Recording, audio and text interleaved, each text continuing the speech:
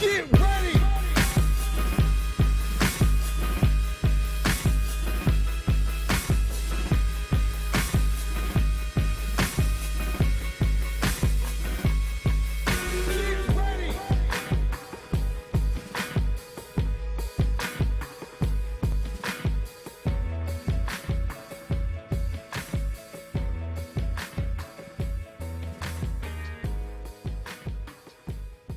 We are progressive and proud and interactive. Follow us on Twitter, Instagram, and YouTube at OnWord. This is Wurd Radio, 96.1 FM and 900 AM WURD Philadelphia. Streaming live at wordradio.com. The views and opinions expressed by the guests, listeners, and hosts of any program on Wurd Radio do not necessarily reflect those of ownership, management, or advertisers of this station.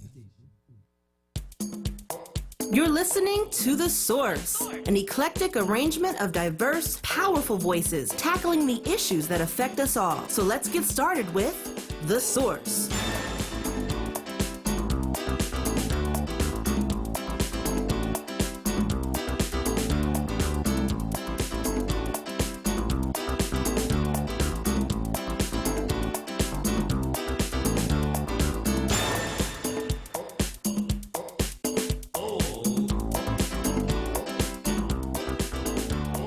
And a very good morning to you. Welcome to today's program. I thank you so very much for joining me.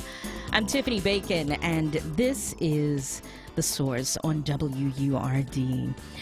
Well, I know it's Mother's Day weekend, but for the next couple of hours, we want to focus on the life and legacy of a very important man.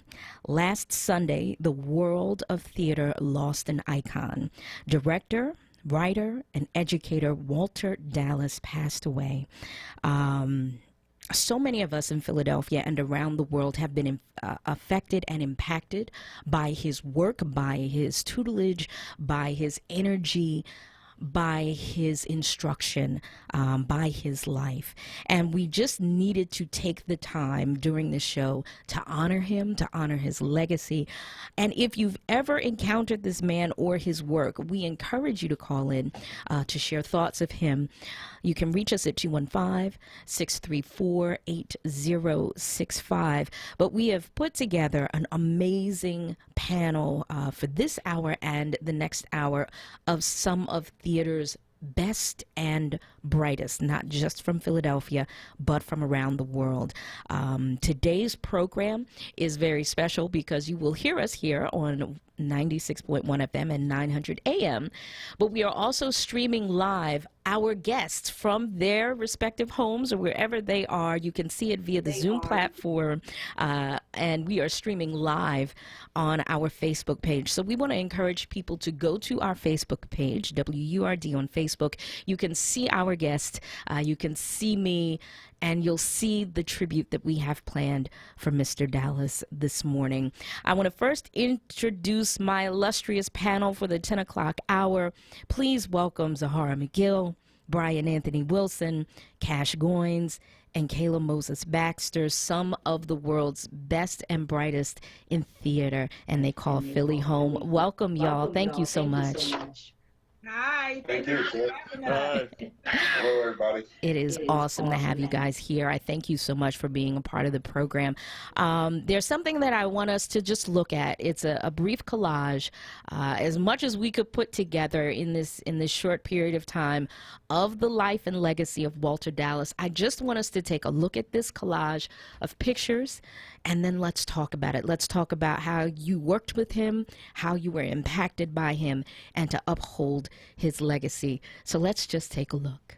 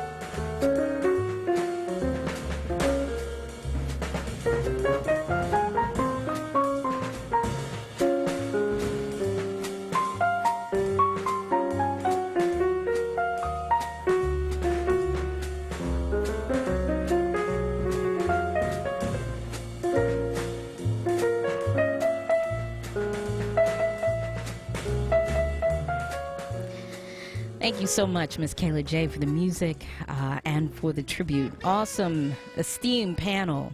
Your thoughts as watching the pictures go by. Some of you were in, well, actually, all of you were in the pictures at some point. I'd like to start with Z first.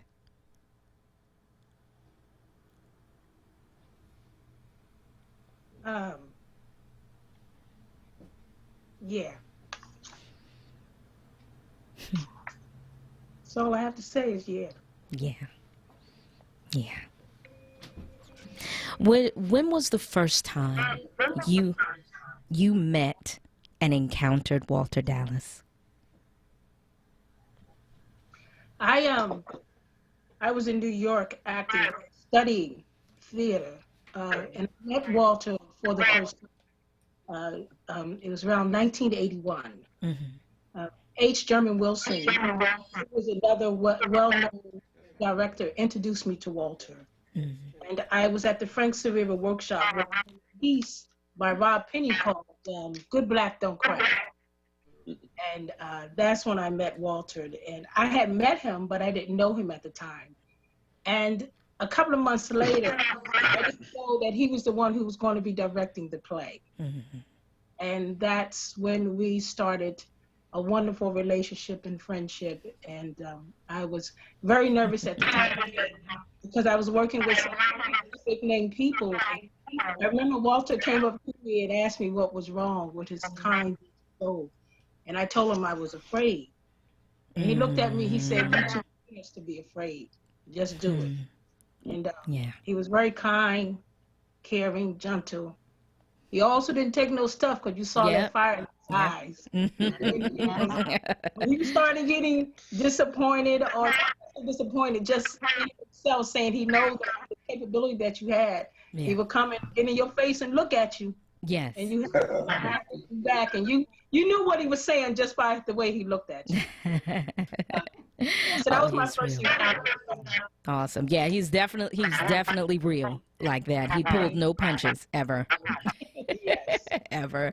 All right. Let's I want to hear the same first encounter comments from the remainder of our guests. I have to take a quick break. When we come back, we will continue with our conversation, our uplift and remembrance of the great Walter Dallas when we come back after this. Join Wurd Radio as we celebrate mothers. This Sunday on Mother's Day, we're honoring the mothers of the community by sharing their pictures. All you have to do is send us a photo of your mother or the special mother figure in your life and one of her favorite quotes. Email the picture and the quote to social media at wordradio.com. Then follow us on Facebook at Forward and Instagram and Twitter at Onward. Happy Mother's Day from Wurd Radio.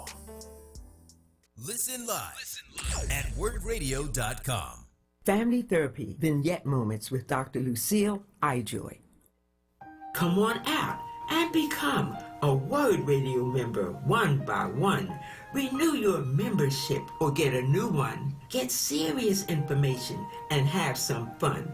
Call 215-425-7875. That's 215-425-7875. Come on out and become a Wurd Radio member one by one. Renew your membership or get a new one. Get serious information and have some fun.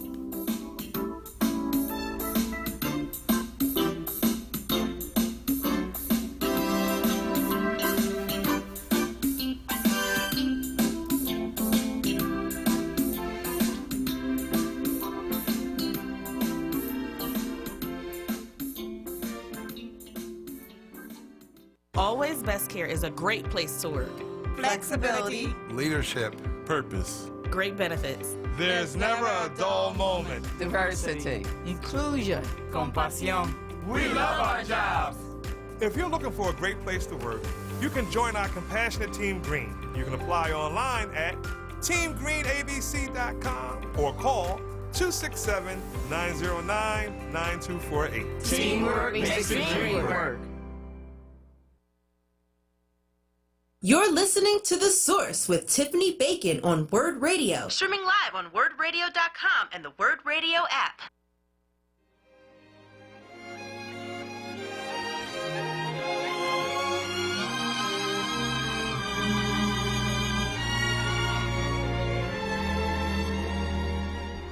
When all the world is a hopeless jumble and the raindrops tumble all around, heaven opens a magic lane.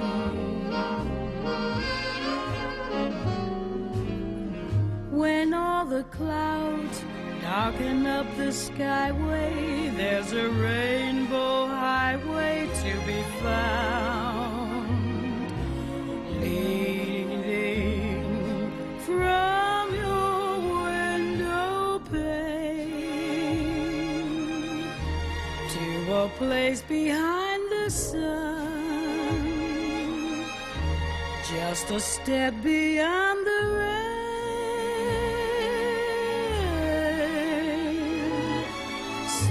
Somewhere over the rainbow, way up high, there's a land that I heard of once in a lullaby. Somewhere over the rainbow, skies are blue, and the dreams that you dare to dream really do come true. Someday I'll wish upon a star and wake up where the clouds are far behind me, where troubles melt like lemon drops away above the chimney tops. That's where you'll find me, somewhere over the rainbow. Bluebirds fly, birds fly over the rainbow. Why, then oh why can't I?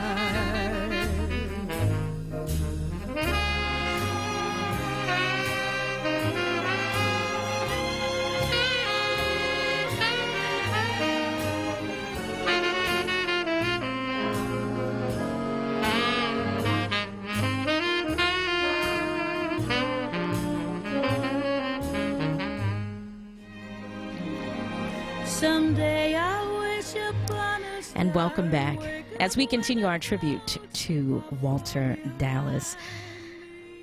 Joining me via Zoom, please, I encourage you to go to our Facebook page so you can see our guests as well as hear our guests this morning. We heard from Mama Z.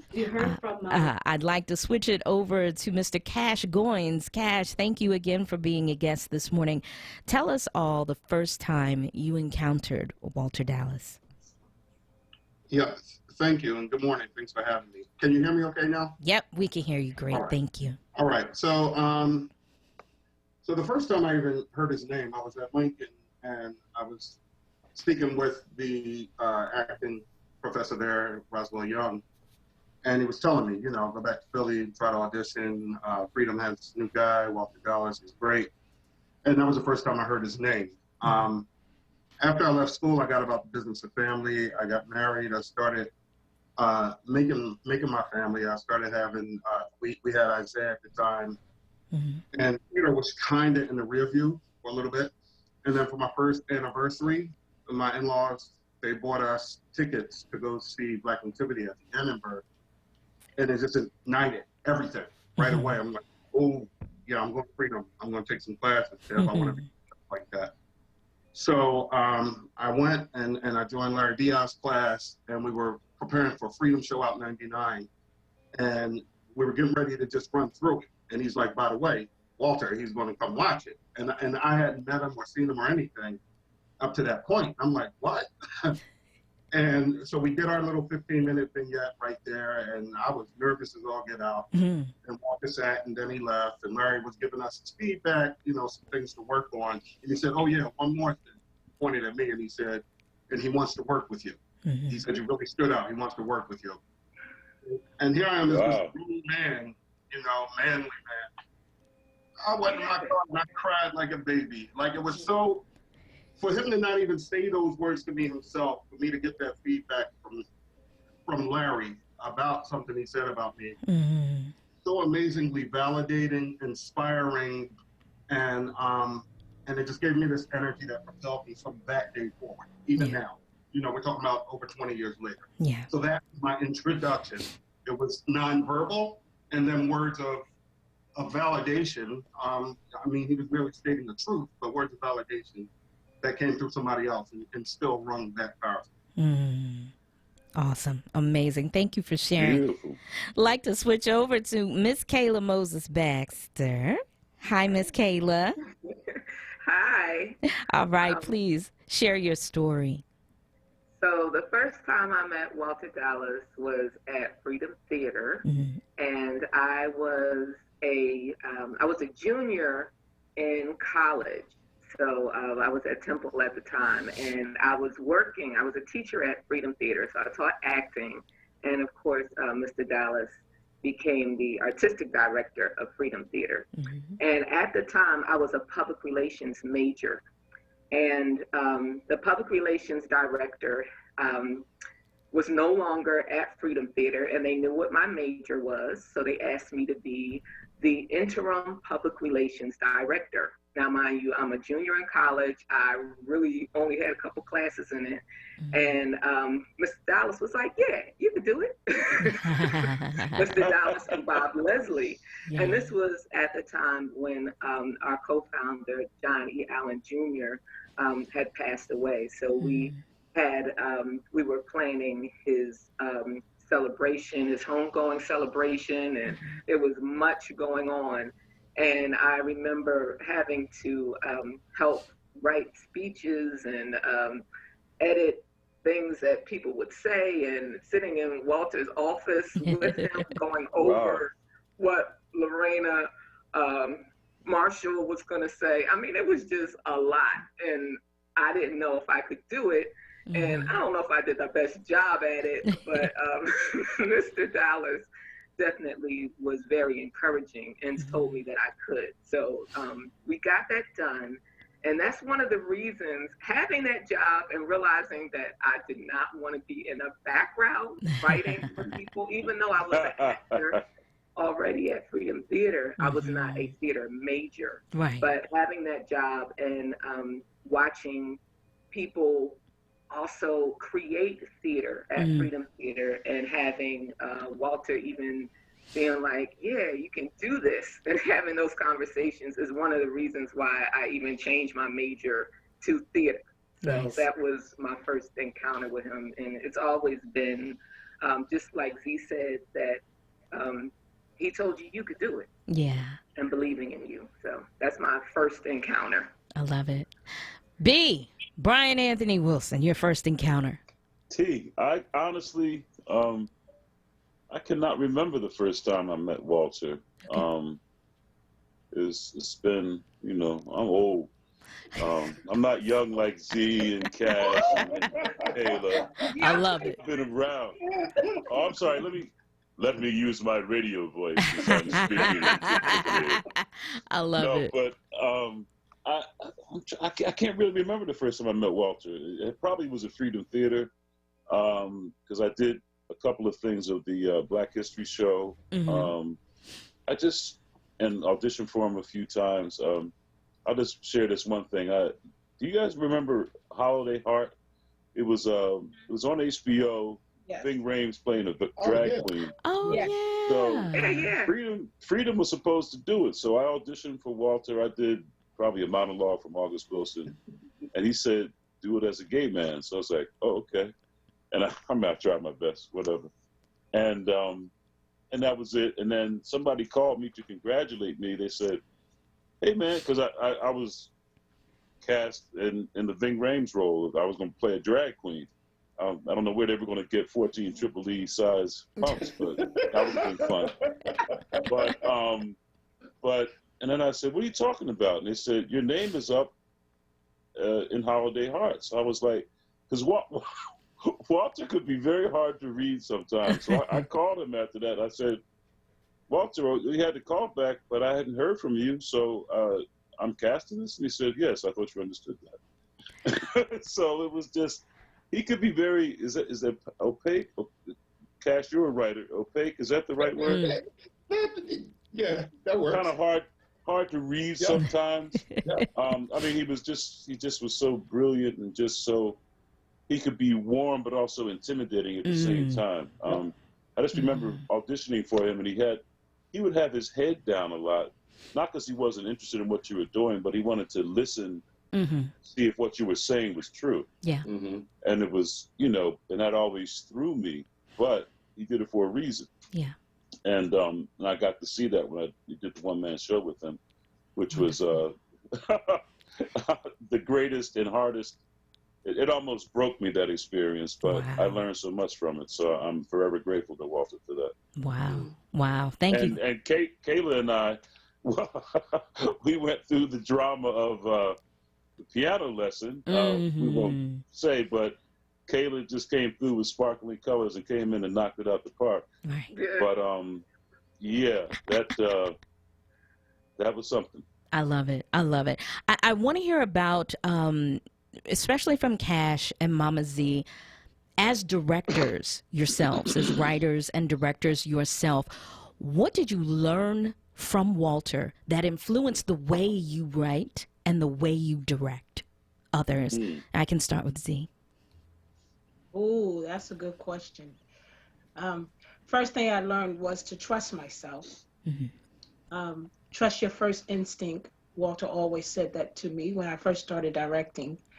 And to be able to see the vision that no one else sees and make sure that it's your vision and make sure that it's coming across so that you understand it, the artists understand it, and that the audience love it.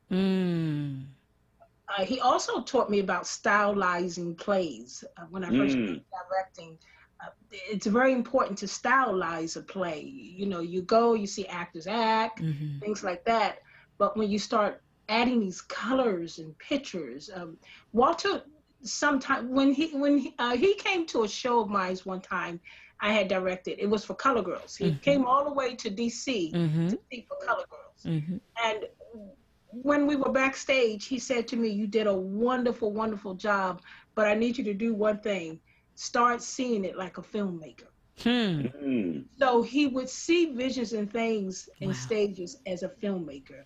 And that's when I started adding something in the show, all my shows that no one else does, that Walter saw. And he said, "Woo, yeah, that was a filmmaker move."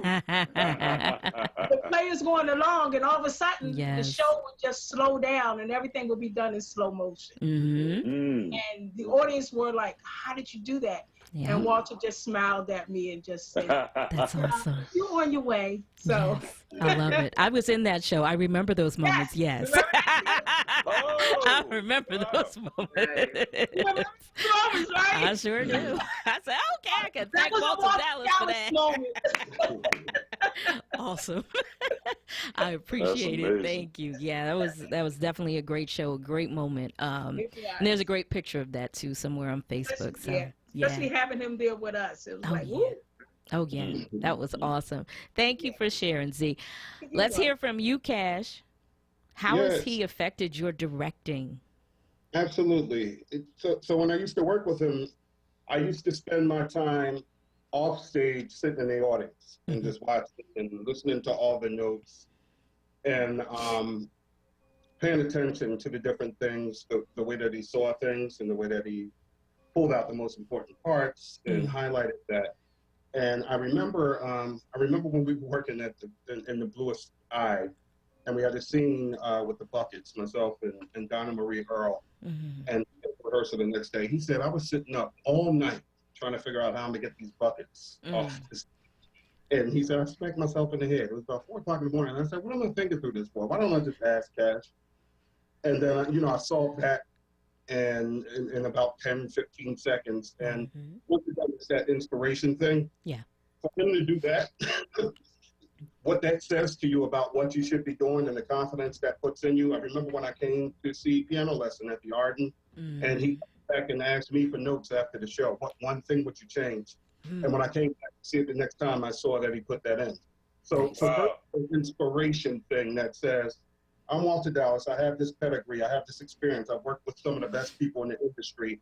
And here you are as a novice. You haven't been years upon years of training or education, but I see something in you that says that you know this stuff, and I'm not afraid to validate and inform and nurture that within you. And the confidence factor allows you to take those leaps. But from a technical standpoint, it made me laugh when Z said that about the cinematic thing, because almost anything that I direct, I tend to call it a movie on stage, because I took that directly from him. The way things move from one scene to the other and bleed in, and you find ways to do little tricks. It's like somebody shouldn't even be able to execute that in a theater. It makes a novice theater goer feel like, wow, this feels like a movie. It's that kind of thing. Right. Walter had an audience-centric approach to it.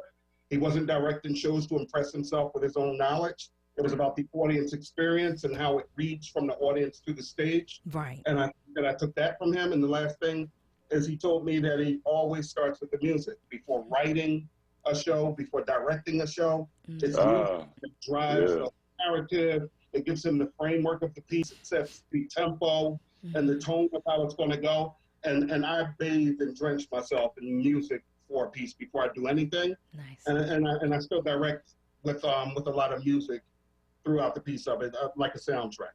I love it. I love it. Thank you. I want to go to Kayla for a second. Back in 1983, Walter Dallas came to Philadelphia for a few reasons, but one of the main reasons was to create the theater program at the University of the Arts, which used to be called Philadelphia College of Performing Arts.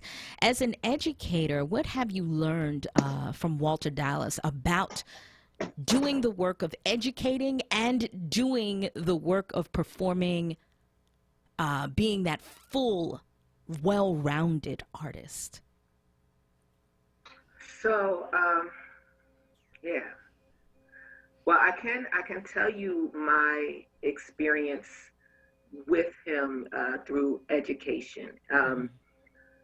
And so I was working at Lincoln University, and it was, so yes, he created this amazing program, like amazing program at the University of the Arts.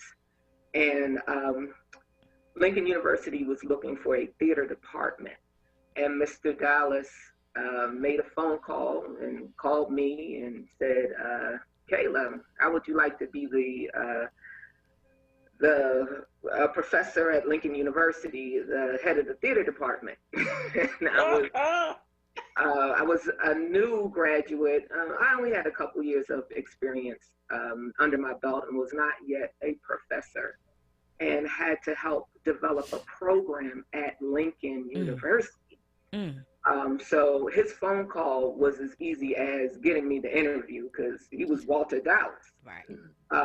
And I was thankful that he had called me, but I was scared, you know. And at that time, I was just starting my family, and I went up to Lincoln. It would take about an hour and a half, and I remember calling him on the telephone like many times and asking him, what do I do? And of course and even with the students, and making sure that the material was centered around the classics, African-American classics, which of course is his work in African-American classics. It just, it's transcended, you know, there's so much of it. And making sure that I start with, even like a lot of the projects that we did were based on who the students were. Like before we would even get into, we would do a lot of readings of scenes of important plays, and Zoom In and The Sign, and all of those things that, plays that he brought to to Freedom Theater.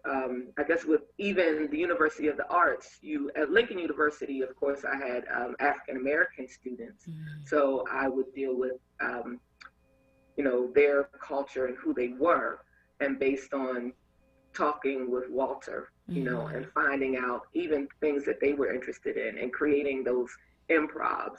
One thing that he taught me as an actor and taught me as a teacher was that you had to encourage your students, recognize their gifts, always let them know that they are able to do it. And like even the listening that Brian talked about, knowing that Walter would listen to you, and sometimes I would listen to students and sometimes, look away and hear what they're saying to make sure that it was believable. And that was the most important part. Like, are they believable? And if it wasn't honest, it's not believable. So that was what he taught me even as an actor, because as Brian said, I was in plays with him. Cash and I were in a show together with Walter as well. Right. And he always would say, Kayla, you can do it. I love it. I love it. Listen, we want to continue sharing our stories and lifting up praise of Walter Dallas. I have to take a break, but when we come back, we will continue our tribute to this icon in theater after this. Pico has many ways to help you lower your energy usage and save money at home. Here's one. If your heating and cooling system is more than 20 years old, it may be time for your contractor to replace it with a high-efficiency Energy Star certified model. You'll get a rebate from Pico and save on your monthly electric bill. You'll find a list of new heating and cooling system rebates at pico.com/rebates. Or you can call 1-888-5-PICO-SAVE for all the details. Plus, find instant discounts on smart thermostats and more at pico.com/marketplace. There's free shipping on orders over $49. Be heard. Want another way to join the conversation? Follow us on social media using the hashtag #OnWord. Be heard. Stay connected to Wurd Radio. Independent Black Media. In Pennsylvania, everyone counts, and everyone needs to participate in the census. Our population count determines our voice in government and how much federal funding our communities receive for health care, food assistance, education, transportation, housing, and more. So every infant and child, every foreign and U.S. citizen, everyone matters. For a stronger future, we all need to count. To learn more, go to pa.gov/census. You're listening to The Source with Tiffany Bacon on Wurd Radio. Streaming live on WurdRadio.com and the Wurd Radio app. Elphaba, why couldn't you have stayed calm for once instead of flying off the handle? I hope you're happy. I hope you're happy now. I hope you're happy how you hurt your cause forever. I hope you think you're clever. I hope you're happy. I hope you're happy too. I hope you're proud how you would grovel in submission to feed your own ambition. So though I can't imagine how, I hope you're happy right now. Elfie, listen to me. Just say you're sorry. You can still be with the wizard, what you've worked and waited for. You can have all you ever wanted. I know, but I don't want it. No, I can't want it anymore.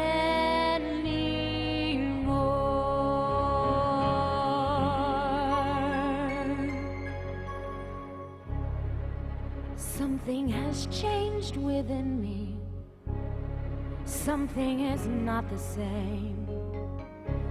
I'm through with playing by the rules of someone else's game. Too late for second guessing. Too late to go back to sleep. It's time to trust my instincts. Close my eyes and leave.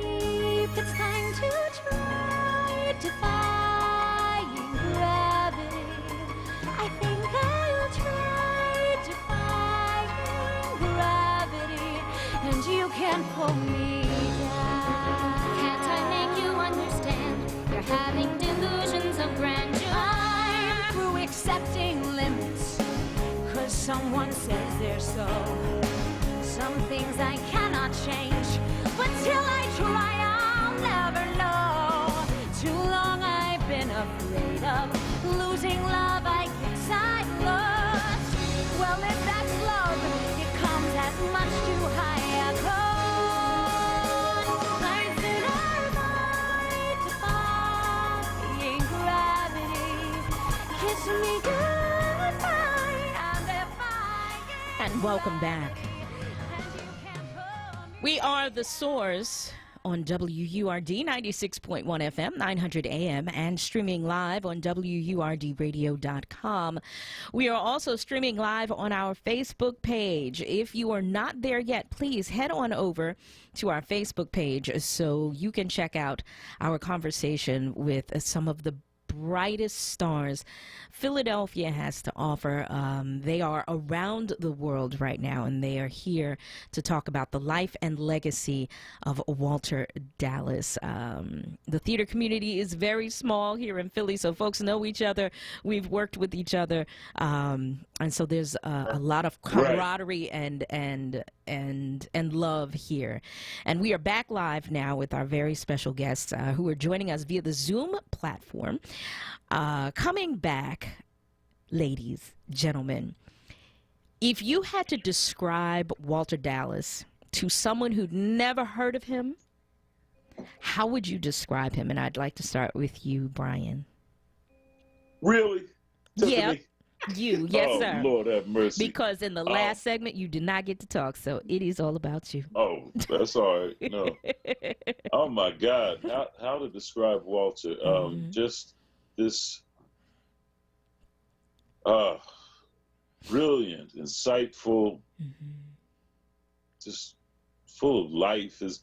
His eyes, I mean, they could be so warm and inviting, but they could also, he just had this laser focus that would look through your soul to your truth. And if you weren't giving him your truth, he would let you know.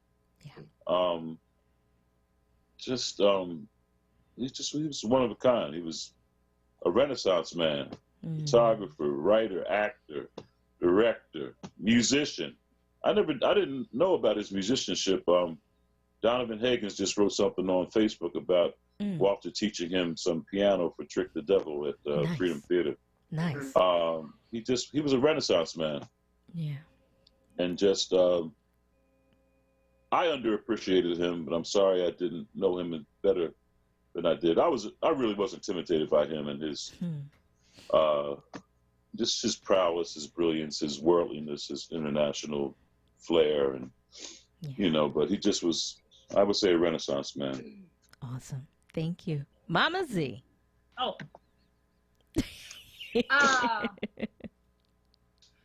Walter, to me, was a pot of New Orleans gumbo. All right. Spicy. Yes. He was a mixture of love, kindness, dedication, resilience. I see in all looking glass, Renaissance, like Brian said, salt, pepper, the hottest hot salt you can find in the world. You got to add the ketchup if you're in Philly now. Salt, pepper, ketchup, and hot sauce. Wait, here you go, Tim. Ketchup, water ice, pretzels. There you go. He's the man I've ever met. There you go. He was just, the ancestors right now are happy to have him. He is truly a gem in the ocean. Amen. That was like Walter. that. Amen. I like that. Mr. Goins, your turn. It's just generosity. It's what always comes to my mind, because not only as an artist, just that servant mindset as an artist, to be able to just pour out all the time, to see more all the time, to see more, whether it was in the work or in the person, and not even just as a performer. I remember him coming backstage, and he would see somebody who was shy and like tucking themselves in the corner. He would pull them right out. Yeah. Like, don't be curling up in this corner. Like, I was paying attention to everybody, noticing everybody. It's not like I'm going to focus to these people that I know that I consider to be my stars or what have you, and everybody else is just kind of here to fill in the blanks. He was paying attention to everything and everybody and just all the time. Yeah. There wasn't anything that I couldn't reach out for feedback on. And it helps me to understand how much work I have to do. For example, like people send me scripts and ask me to read them and get feedback probably 9 years ago.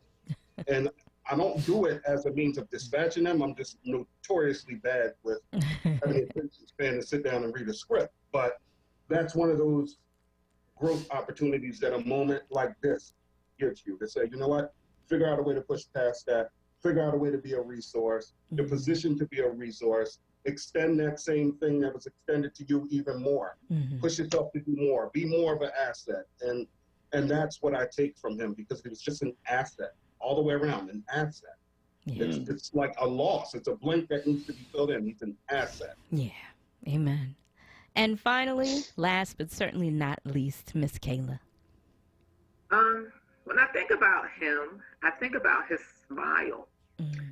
I also think about his eyes, and his eyes they're loving, they're thoughtful. He was a person who thought, a human being who thought about how other people felt, which is important. He cared for the person in you. Yeah. Of course, talented and brilliant and all of those things, but his heart, like he had a heart for people and for theater and for wanting the best out of you. So those are the things that I think about when I think about Walter Dallas, and at Freedom we affectionately called him Mr. D. Yes, Mr. D. And I affectionately say to all of you, thank you so much for being a part of the tribute today, for joining us on the Zoom, on the air. We have to let you guys go, but I love y'all. I thank y'all. Continue to hold up Walter's light. And we will see you hopefully on stage somewhere, wherever stages open back up again. I look forward to seeing y'all. Thank you. Thank you. Love all you. Everybody. I love you guys. Love you. Love you. Thanks, so listen, thank you guys. Listen, the show doesn't stop here. We continue our celebration. Another great panel of guests will be joining us in the 11 o'clock hour. Please stay put. Tell your friends to join us on Facebook as well, so they can see the folks chatting as we celebrate the life and legacy of Walter Dallas. We'll be right back after this. Get your money straight. Get my money right. It's Solomon Jones and Akbar Hassan. Fridays on Wake Up with Wurd. 7 a.m. till 10 a.m. Hosted by Solomon Jones. Exclusively on Wurd Radio. 96.1 FM and 900 AM WURD. Streaming live on WurdRadio.com and on the Wurd Radio app. What's up, Philly? It's sincerely Sarita. I have a message from Commonwealth Charter Academy, an online K-12 public school available at no cost to families. A bright light has been cast on the advantages of homeschooling. Visit ccaeducate.me and learn more about fall enrollment. CCA provides internet service reimbursement, a laptop computer, and a headset, all at no cost to you. Visit ccaeducate.me today. Hi, I'm Helen Gibbs, City Council member. Right now, the best way to show brotherly love and sisterly affection is by keeping our social distance. If you and I stand 6 feet apart at all times, it lessens the chance that I can spread the coronavirus to you or that you'll spread it to me. We'll also need to wear a mask and cover our faces at all times, even as we stand 6 feet apart. This is the kind of love that Philadelphians need to show one another right now. Let's keep our social distance and stop the spread of this terrible disease. To receive updates about what Philly is doing, text COVID PHL to 888-777. You're never completely ready to adopt a teen. For late nights writing English papers. For your teen's music taste. For dinners, where they talk more on their phone than with you. For the first time, they call you Mom. You're never completely ready to adopt a teen, and you can't imagine the reward. To learn more about adopting a teen, visit adoptuskids.org. Brought to you by the U.S. Department of Health and Human Services, Adopt U.S. Kids, and the Ad Council. Now, with more clarity, this is Wurd Radio, 96.1 FM and 900 AM WURD Philadelphia. Streaming live at wurdradio.com. You never been away from the seashore. You're gonna need a helping hand. A fish has got to learn to swim on land. Walk with me, little girl, don't you be afraid. Little girl, let me be your guide. Oh, a pretty thing like you. One little thing or two, and whatever you need, Mama will provide. Oh, down the road, little girl, you may lose your way. All alone in a world that may seem too wide. But sit on Mama's love, and I will draw 'em up, and whatever you need, Mama will provide.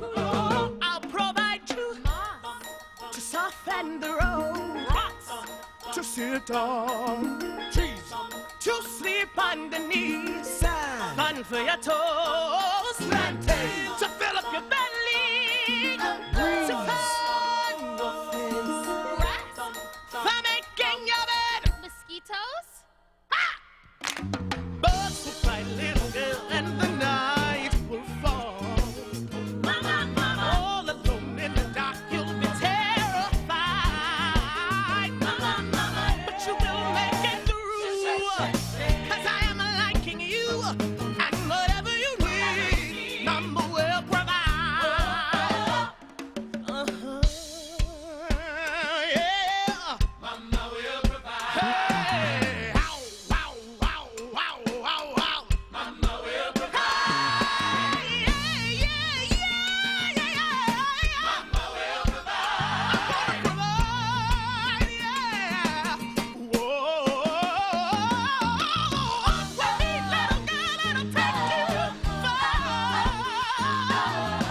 Just my little friend, I'll be by your side. That's what her mama's word. To give her child the ear, and whatever you need, Mama will.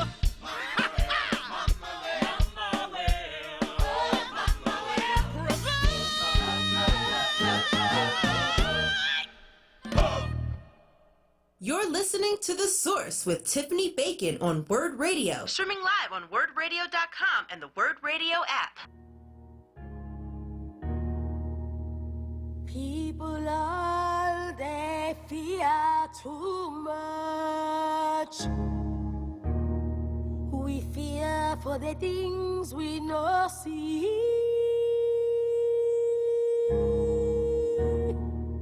We fear for the air around us. We all have reason to fear. Fella, you have come all this way to ask for my blessing, but I refuse to give you permission to use what happened to me as your excuse to run away. Are you ready to listen now? Obalogun, Obalogun, Obalogun.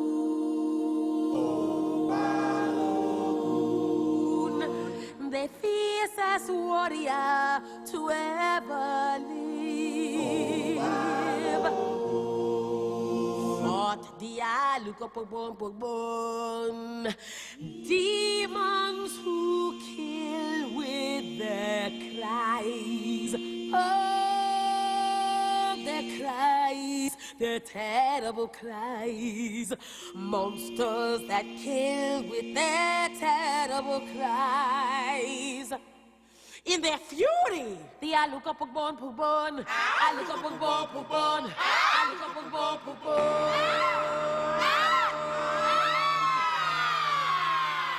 Shook their manes and charged. But Obalogun no run. He stuffed his ears with dirt, and loading the demons into his arms, he burst into flame, cleansing the earth.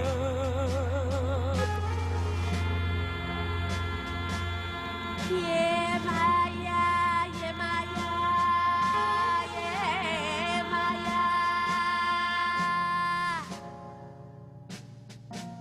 When the mother of the gods, yeah, Maya, saw her son burst to flame, she cried tears of loss, tears of pride.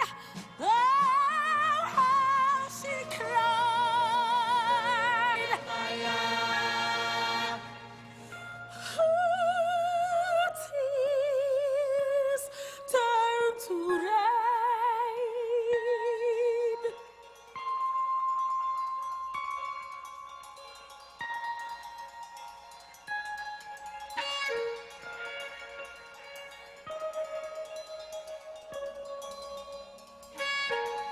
Oh, the rain,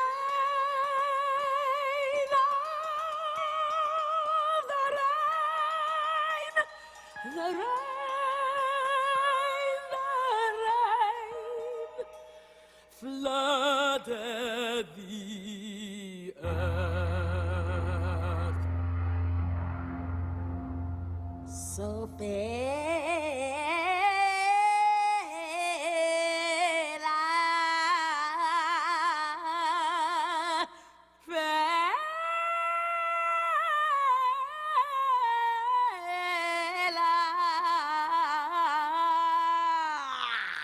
Lord, for heavens weep.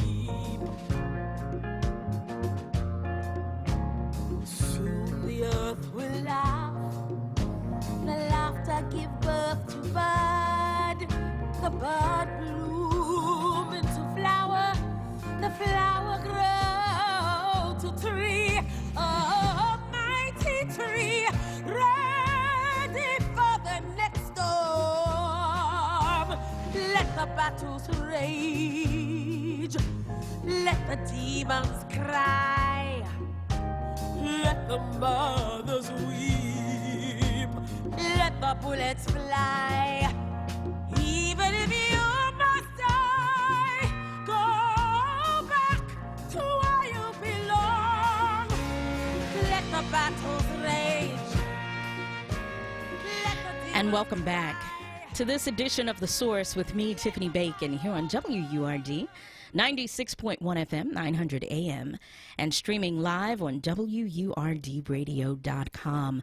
Welcome to the second half of our tribute to theater icon, writer, director, educator, inspirator, Mr. Walter Dallas. He passed away last Sunday, and we are paying tribute to him on the program this morning. I have another panel of amazing guests who have all been affected by the work, the legacy, the inspiration of Walter Dallas, and we're going to give this group of panelists a chance to tell you about their experience with him. Another illustrious group. They all are representing Philly in one way or another. Some are native to Philly, some are not, some no longer live here, but they are all doing amazing things in this world of entertainment and theater. I'd like to welcome to the program Mr. Ozzie Jones, Miss Malika Oyetiman, Mr. Lee Edward Colston, and Mr. Jeffrey Page. Lady and gentlemen, welcome to the program, and thank you for joining me. Hello. Thank you. Hi. Hey, y'all. We can see your fabulous faces. We are streaming live on our Facebook page. So, listeners, if you have Facebook, if you have access to Facebook right now, I suggest you go over to the WURD page. That way you can see our guests as we talk about the one and only Walter Dallas. So, again, thank you guys for being here.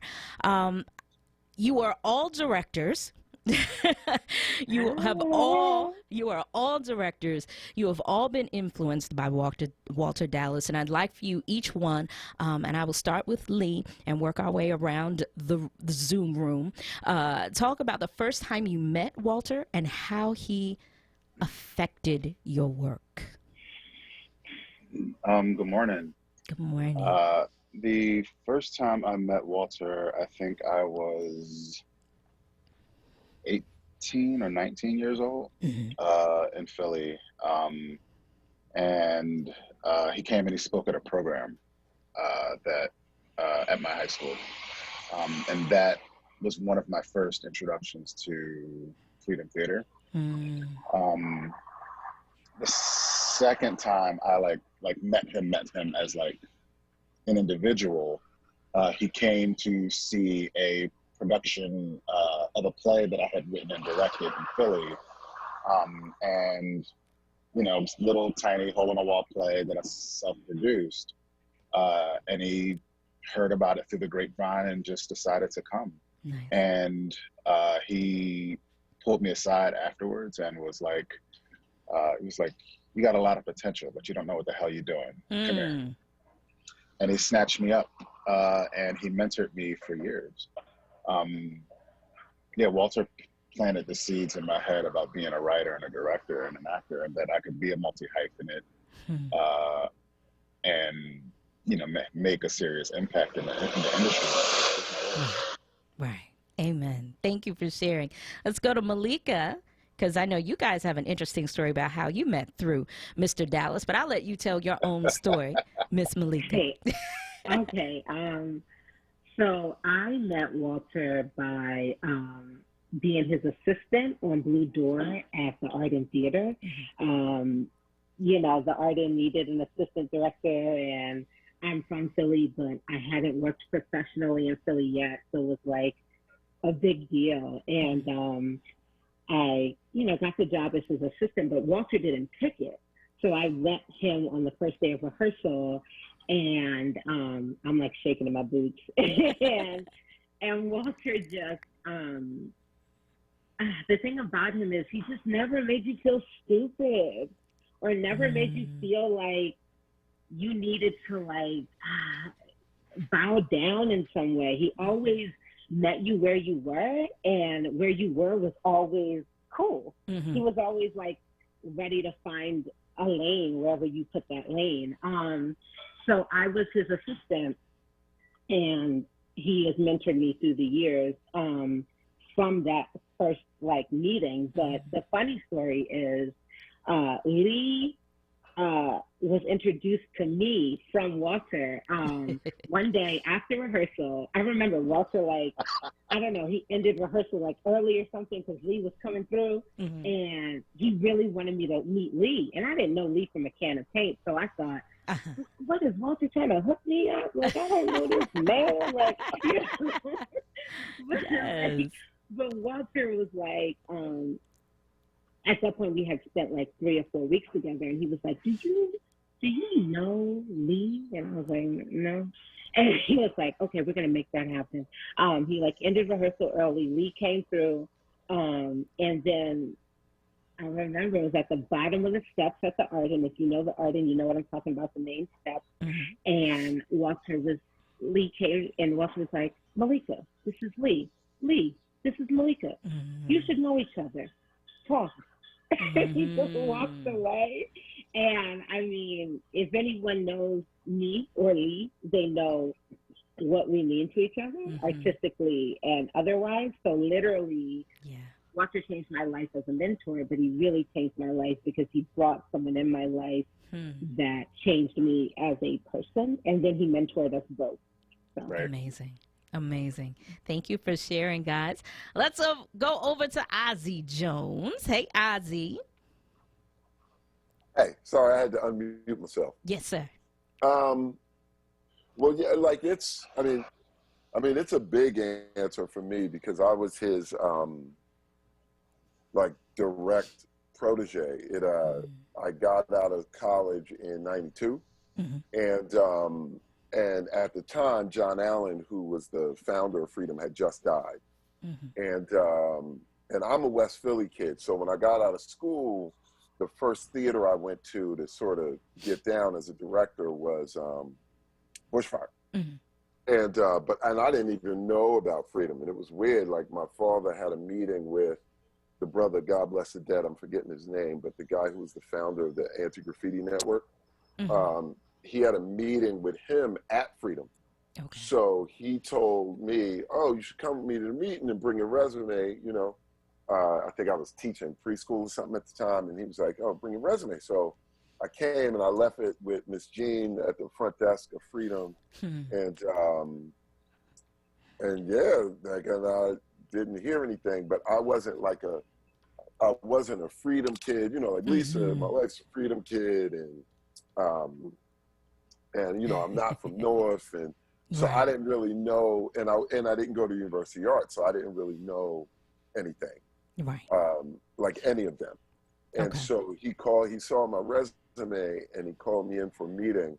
But it was weird, like it was just sort of how God did it, because, you know, I went to school in Maine, but even though Maine is Maine, right? Like all of my teachers, oddly enough, at this place were all like the core members of the Negro ensemble. Like, you know, like I met Zaki and was taught by Nizaki there. I met Amir Baraka when I was there. I met Douglas Turner Ward when I was there. I met Paul Carter Harrison when I was there. Like, so all of them were all on my resume because they had been my teachers, which of course he knows all of them and is friends with all of them, is colleagues of all of them. So he was sort of like, "Oh, all of them taught you?" And I was like, "Yeah, you know." So we got along in the meeting, and then, I mean, he not only started my career, but he started my adult life. Like, I mean, I got married there, I had my kids there, I directed my first professional show there. He got me a gig at Lincoln Center there. Like, he was doing Midnight Hour with, God Bless the Dead, with Reggie Montgomery. And they were doing the sort of regional thing of it at Freedom. And then it was going to go to Lincoln Center. And so I was assistant directing him on that, but he also let me direct my own thing. So, you know, Freedom used to have a basement. And so I directed this crazy version of Bald Soprano there. And so all the leadership of Lincoln Center was there to see Midnight Hour upstairs, and then they just came downstairs and saw my show. So I started working at Lincoln Center there. I worked, I mean, like literally, if anybody could be defined as putting you on, like he put me on as literally as that term can be. So I sort of started as his assistant, and then when he sort of recognized ability in me that, you know, I didn't know I had, that quickly became associate. And then lastly, when he was kind of the second to Lloyd Richards. Okay. So when Lloyd was doing 2 Trains with August Wilson, that's when Lloyd Richards started to get sick. So Walter went to, I think it was Seattle Rep, to do 2 Trains, and sort of just left me Freedom. And it was like sort of running it there artistically. And that was when I directed Black Nativity, which while he was gone, and it was funny, he came back and he was like, "This how I look?" So then, yeah, like my career just started from Black Nativity in a official way, and he's been a mentor and a brother the whole time. I mean, I spoke to him a month ago, you know, when Bart Silsley called me that he had moved into hospice. I called Paul, I think Saturday, and then got a call on Sunday that he had just passed. So he's my brother. All right, Ozzy, thank you so much for sharing. Last but not least, Mr. Jeffrey Page. Hey, everybody. Hey. It's so interesting to hear all of these stories. I met Mr. Dallas because I was actually a student at University of the Arts, but after he was there, and he was at Freedom Theater, and I auditioned for Black Nativity, and I got the job, and the level of investigation that he made me think about as a dancer, coming from the dance department of University of the Arts, which is, you know, teasingly, University of the Arts is mainly about get your leg up, do the turn, you know, how many turns can you do? And it's less about a philosophical kind of engagement. Mr. Dallas made me think really, really deeply about why I'm doing what it is that I'm doing, and it made me question whether or not I wanted to continue a life inside of this thing that I assumed that I wanted to continue, or if I wanted to kind of dive a bit deeper. And so I dove deeper because of his prodding. And, you know, he just made me think really deeply about why I'm doing what it is that I'm doing, like what's the purpose of it. And so listening to all of these stories is like, man, like I'm like wow, y'all, like so that's my Mr. Dallas story, and we have kept in touch through the years. I went to directing school because of him, because I wanted to emulate who he was, and the way that I approach and interrogate work, and the level of depth that I interrogate work is because he, like, I could hear him in my ear, and we would talk on the phone often. And he would always accept phone calls from me, and we would just talk and talk and talk and talk and talk. And it's one of the reasons that I think deeply about my work, is because of his hand at my back. I could feel it. So yeah. I love it. Thank you so much for sharing, guys. We're going to continue with our celebration of the life and legacy of Walter Dallas. We have to take a break, but we're going to come back, hear more of your stories, and learn more about why this great man was so great when we return after this.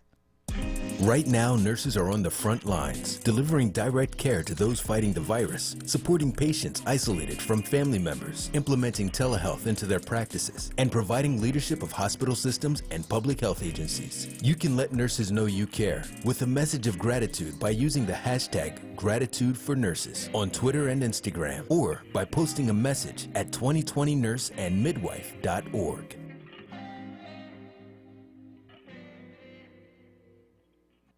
WurdRadio.com. He's back. This is Reverend Al Sharpton. Keeping it real with the Reverend Al Sharpton. In times like these, we have to stay connected. At a brand new time, Monday through Thursday, 9 p.m. till midnight. I'm excited that Keeping It Real returns to WURD. Keeping it real with the Reverend Al Sharpton. Monday through Thursday, 9 p.m. till midnight. Keep it locked to WURD 96.1 FM, 900 AM. WURDradio.com. Pico has many ways to help you lower your energy usage and save money at home. Here's one. If your heating and cooling system is more than 20 years old, it may be time for your contractor to replace it with a high-efficiency Energy Star certified model. You'll get a rebate from Pico and save on your monthly electric bill. You'll find a list of new heating and cooling system rebates at pico.com/rebates. Or you can call 1-888-5-PICO-SAVE for all the details. Plus, find instant discounts on smart thermostats and more at pico.com/marketplace. There's free shipping on orders over $49. You're listening to The Source with Tiffany Bacon on Wurd Radio. Streaming live on WurdRadio.com and the Wurd Radio app.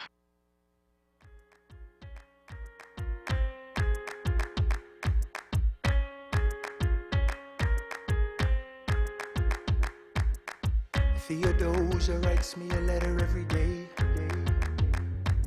I'm keeping her bed warm while her husband is away. He's on the British side in Georgia. He's trying to keep the colonies in line. Well, he can keep all of Georgia. Theodosia, she's mine. Love doesn't discriminate. between the sinners and the saints. It takes and it takes and it takes, and we keep loving anyway. We laugh and we cry and we break and we make our mistakes. And if there's a reason I'm by his side, and so many have tried, then I'm willing to wait for it. I'm willing to wait for it, wait for it, wait for it, wait for it. My grandfather was a fire and brimstone preacher. But there are things that the homilies and hymns won't teach you. My mother was a genius. My father commanded respect. When they died, they left no instructions, just a legacy to protect. Death doesn't discriminate between the sinners and the saints. It takes and it takes and it takes, and we keep living anyway.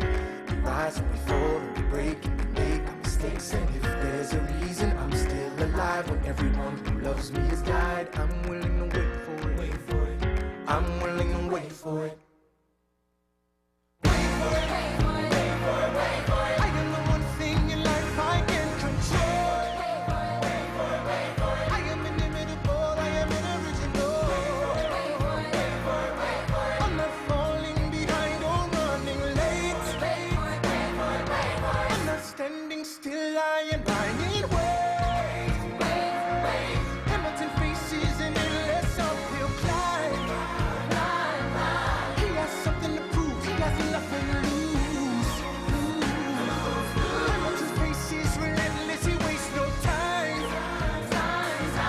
What is it like in his shoes? Hamilton doesn't hesitate. He exhibits no restraint. Takes and he takes and he takes, and he keeps winning anyway. Changes the game, plays and he raises the stakes. And if there's a reason he seems to thrive and so few survive, then goddammit, I'm willing to wait for it. I'm willing to wait for it. Life doesn't discriminate between the sinners and the saints. It takes and it takes and it takes, and we keep living anyway.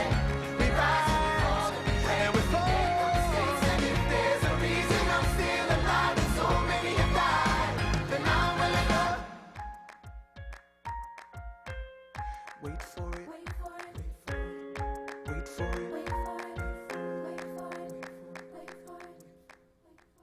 Wait for it from Hamilton here on The Source on 96.1 FM, 900 AM, and streaming live on WURDradio.com. We are also streaming live on our Facebook page, so make sure you head on over there so you can see us as we discuss, uplift, and illuminate the life and legacy of Walter Dallas. We thank you so much for joining us today.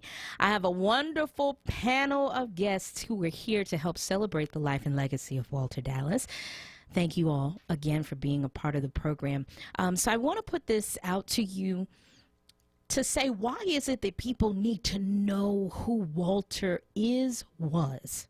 I say was because his legacy is. His life was at this point, but his legacy is. So why do we need to know him? I'm going to start with you, Lee. Oh, I can't hear you. I'm sorry, Lee. I'm sorry. I'm going to need you to start over because we want to make sure everybody can hear what you're saying. All right. Let's try it again. Can you hear me? Yep, I can hear you now. Awesome. Thank you. I'm sorry. Say it again. Why do we need to know who Walter Dallas is? I mean, he launched the careers of countless Black artists. He literally built the program, like, my alma mater, my undergrad program. Yeah, that's right, brother. We went to the same school. Yes, UArts. For those who missed the first part of the conversation, you went to UArts. Yeah, I went to University Arts. Walter was one of the first people. And I'm only speaking for myself. Walter was one of the first people who planted the seed in my head about applying to Juilliard. Nice. And I didn't know that was a possibility for me, or that it even really existed. Walter helped to nurture that seed, and Walter has had that that quality that like really dope grandparents have, Yeah. where it's like, you were clearly their favorite.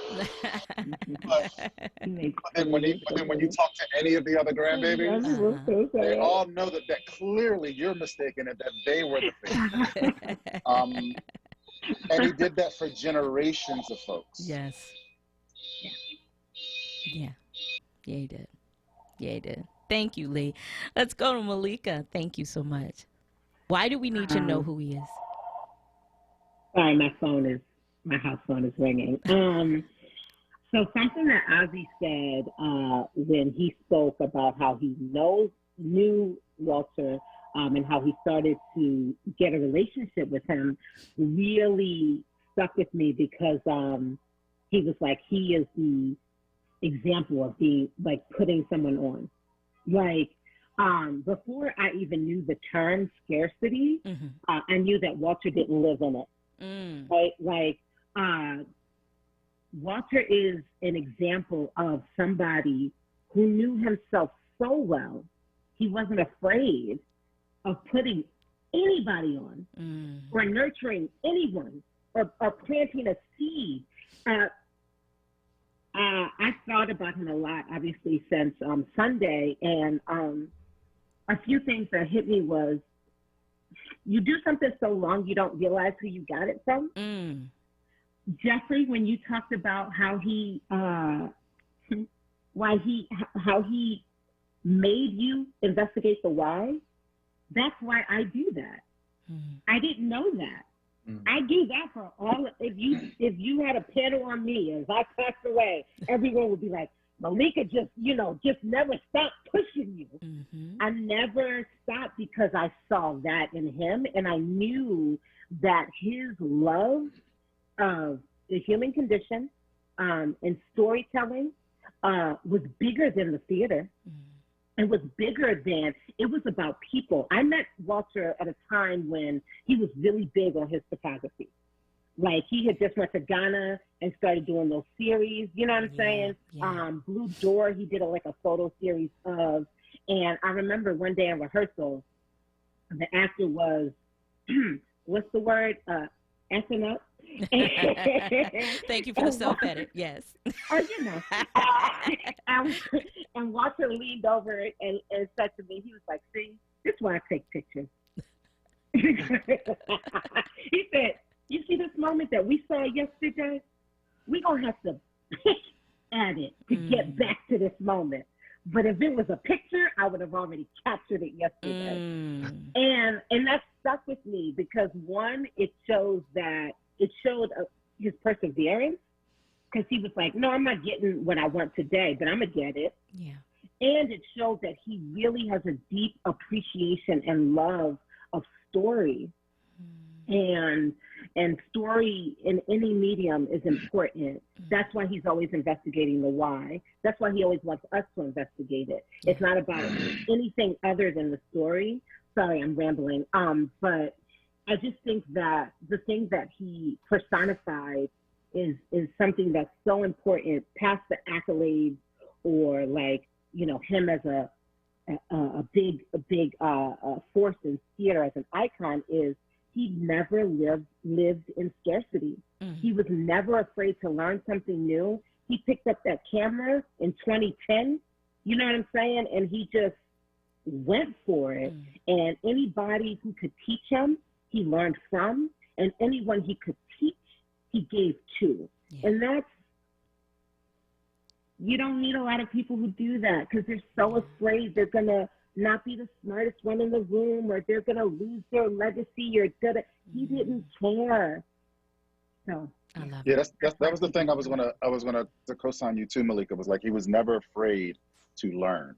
And there's a vulnerability that comes with learning, and the vulnerability that comes with learning was at the foundation of who he was as a teacher.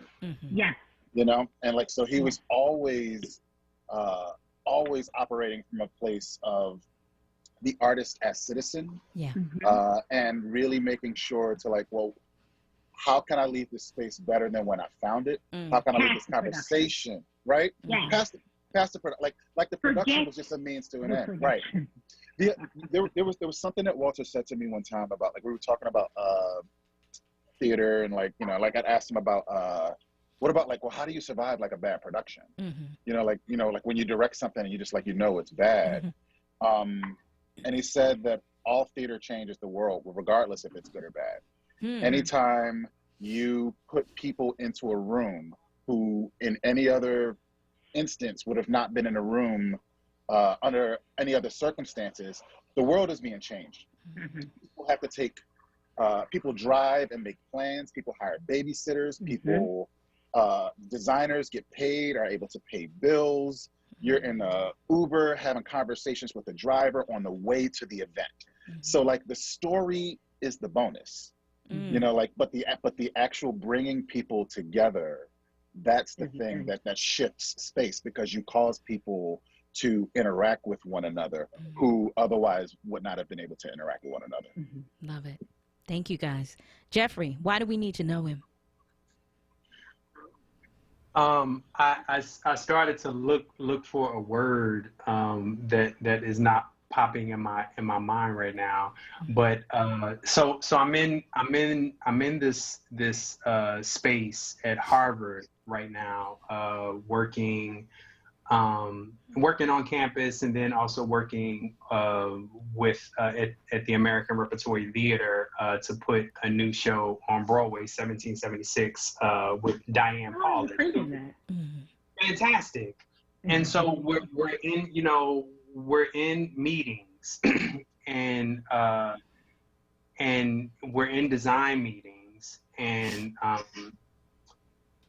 you know, there's this air of oh, you know, it's we're gonna do this thing, but it's just this thing, so we don't have to worry too much about that. And we don't have to give too much credence to, you know, who play. So in 1776, there's a part in 1776 that's molasses to rum, and it's about how the Declaration of Independence kind of swept the slavery clause under the rug, and so there was this moment where everyone was like, okay, so you know who's gonna be the slaves, and I was like, huh? So wait a minute. And Walter popped in my brain at that moment, like he popped in my brain, and he said, this is going to change the world. And I started speaking from a space that I didn't know where I was speaking from. It was completely outer body. And I said, what we're doing is going to change the world. So we have to be very careful about the kind of work that we put into the world, because the world will change because of what we do. And so Diane, who I love dearly, chimed in, and she said, you know, maybe we're not going to change the world. Maybe, you know, we're just going to create some really good art. And I said, no, we're going to change the world. That's what we're going to do. We're going to change the world. And Mr. Dallas had this way of being where everything that he put himself into, it felt like it had the gravity to change the world. I mean, here we are creating theater, you know, something that is artifice, something that is, you know, supposedly fake. But it's not about the artifice that we should lean into. It's about the architecture that lives inside of the human brain forever and ever and ever and ever and ever. You know, it's about that. And so Mr. Dallas kind of implanted those ideas inside of me. And so, you know, I dig deep. Like if I'm working on something as a choreographer, I dig deep. If I'm working on something as a director, I dig deep. Yeah. And Mr. Dallas is the reason. And I'm sorry I'm going long right now, but his idea of activism it fired what that was, and his idea of activism, it was so cool, but so ferocious. It was so chill. It was so like, yeah, we can talk like this, but you can tell that it was rigor put behind. But it was fact. He didn't talk in like, God, it's so wild that I'm like, so many things that I got from it. He didn't talk about it like supposition. He was just like, no, it's a fact. Right. So we're going to get into that fact. Right. But it's a fact. We're not starting at a place of argument. Exactly. We don't argue facts here. But it Exactly. was like, let's talk about the discomfort, the this, the that. But we're going to start at a place of facts. Right. I know that's right. And the fact is, I have to go to break. So we're going to come back. That is a fact. When we come back, I want you to finish, and I want to hear from Ozzy as we continue to celebrate the life and legacy of Walter Dallas. Stay with us. We'll be right back after this. Don't miss the Electric Magazine Show, hosted by Cody Anderson and Vicky Leach. Saturday mornings from 7 a.m. till 9 a.m. Exclusively on Wurd Radio, 96.1 FM and 900 AM WURD. Listen to Laborers Live. We created the weekend. We created the 40-hour work week. We just want enough to feed our family, be able to send our children to college, and let our next generation do better than we did. To people that might have forgot how important unionism is in a country like the United States. People now infringing on our 8-hour workday, trying to work people more than 8 hours without overtime, trying to work people without benefits. In the long run, everybody's getting a fat paycheck except the worker. So this is really a wake-up call for America. The struggle is continuous. Tune in to Laborers Live every Friday from 4 to 5 p.m. Sponsored by LESIT, the Laborers Employers Cooperation Education Trust of the Laborers District Council of Philadelphia and vicinity. Local 332, Sam Staten Jr. Business Manager. Local 57, Esteban Vera Business Manager. Local 135, Dan Woodall Jr. Business Manager. Local 413, James Harper Jr. Business Manager. The Laborers District Council, Ryan Boyer Business Manager, and Tony Staten, Executive Director of LESIT. Support independent black media and join the Forward movement now at 215-425-7875 or visit wordradio.com. It's Sybil Wilkes with what you need to know today about the coronavirus. The airline industry has been hit hard by the pandemic. The TSA reported that 534 of its employees have tested positive for COVID-19, and that includes 6 deaths. Beginning May 11th, anyone traveling through Los Angeles International Airport will be required to wear a mask or another type of face covering. Frontier Airlines is dropping its proposed more room fee to allow customers to purchase the middle seat on flights after the airline received a flood of criticism. I'm Sybil Wilkes. Be informed, be empowered. You're listening to The Source with Tiffany Bacon on Wurd Radio. Streaming live on WurdRadio.com and the Wurd Radio app. There's a light in the darkness, though the night is black as my skin. There's a light burning bright, showing me the way, but I know where I've been. There's a cry in the distance. It's a voice that comes from deep within. There's a cry asking why. I pray the answers up ahead, 'cause I know where I've been.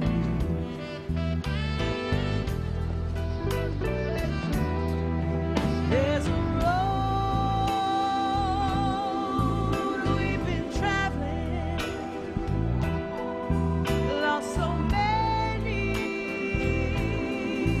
on the way, but the riches will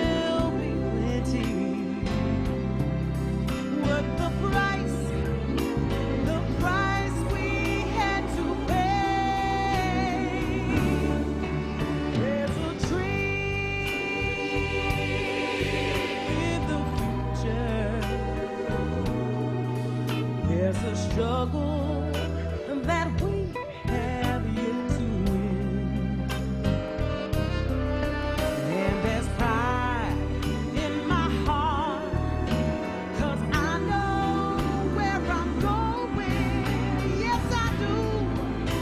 And I know where I've been. Yeah. There's a road we must travel. We must travel. There's a promise that we must make. But the riches will be plenty. Worth the risk and the chances we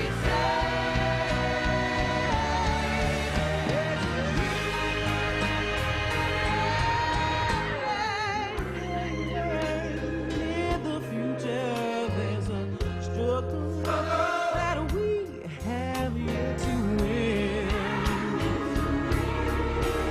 Use that pride in our hearts to lift us up to tomorrow. 'Cause just to sit still would be all sin.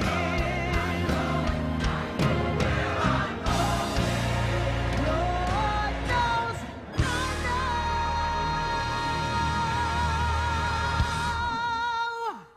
where I've been.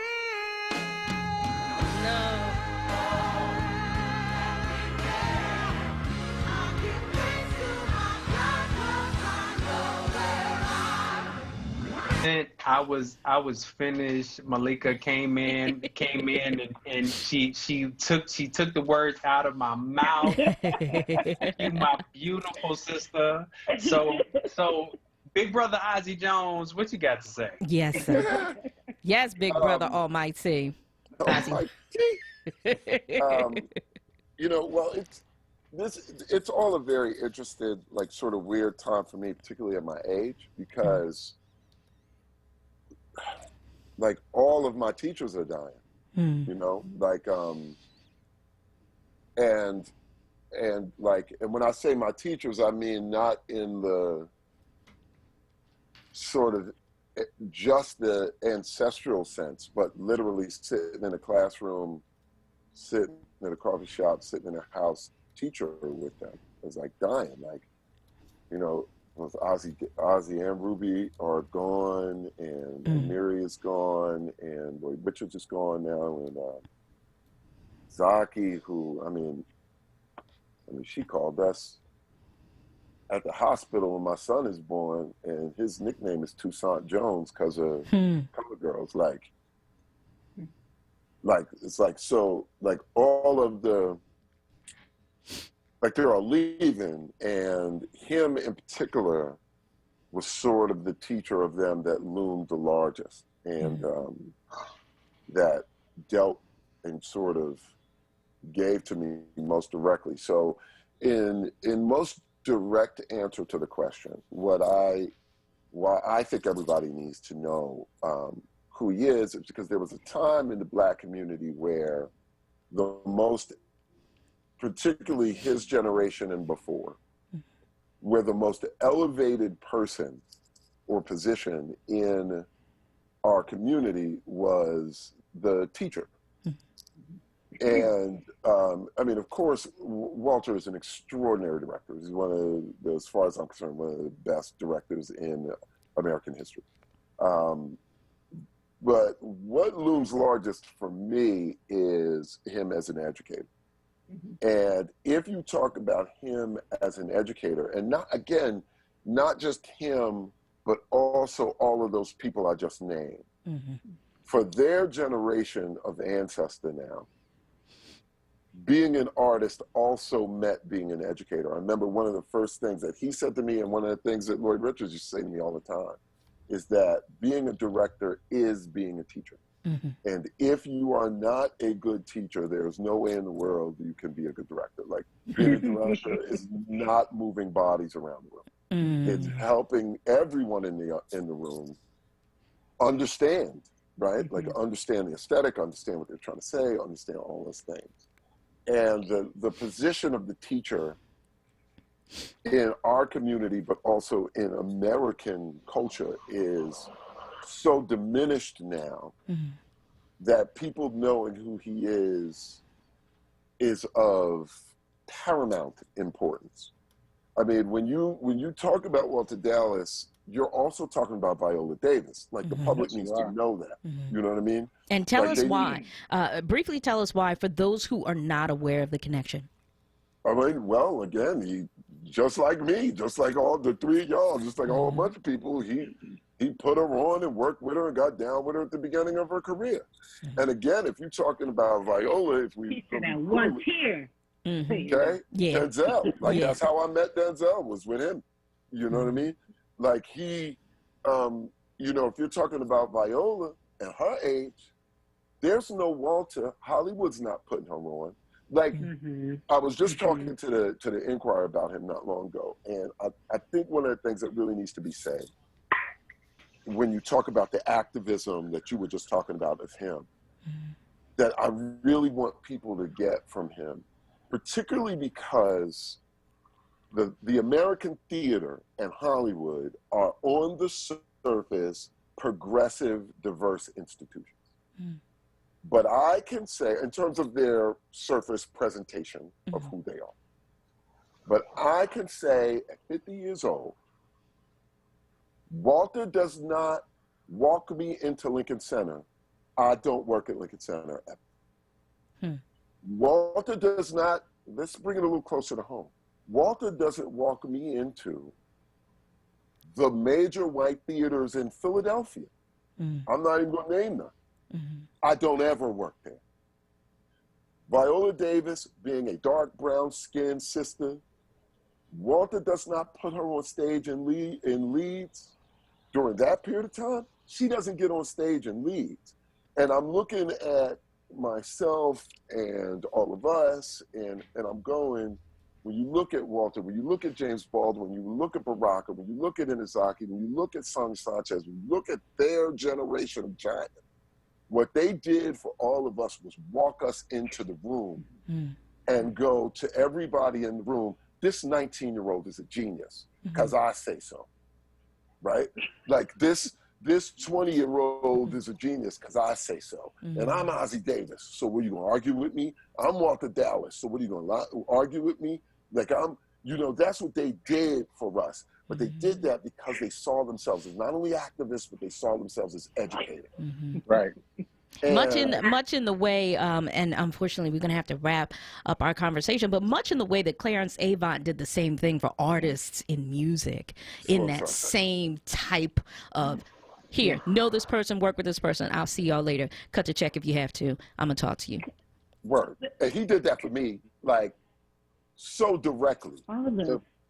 But the thing and that a Lee whole said, bunch of other people. Right. The thing that Lee said, I think that, and this is me jumping in again, y'all, I'm hyped, because what he did was, Ozzy, when you say he walked us in, but him walking us in without giving us the strength in our spine, wouldn't be the same. Yeah. Walter said to me, he said, why do you keep telling people you want to be a director? You are a director.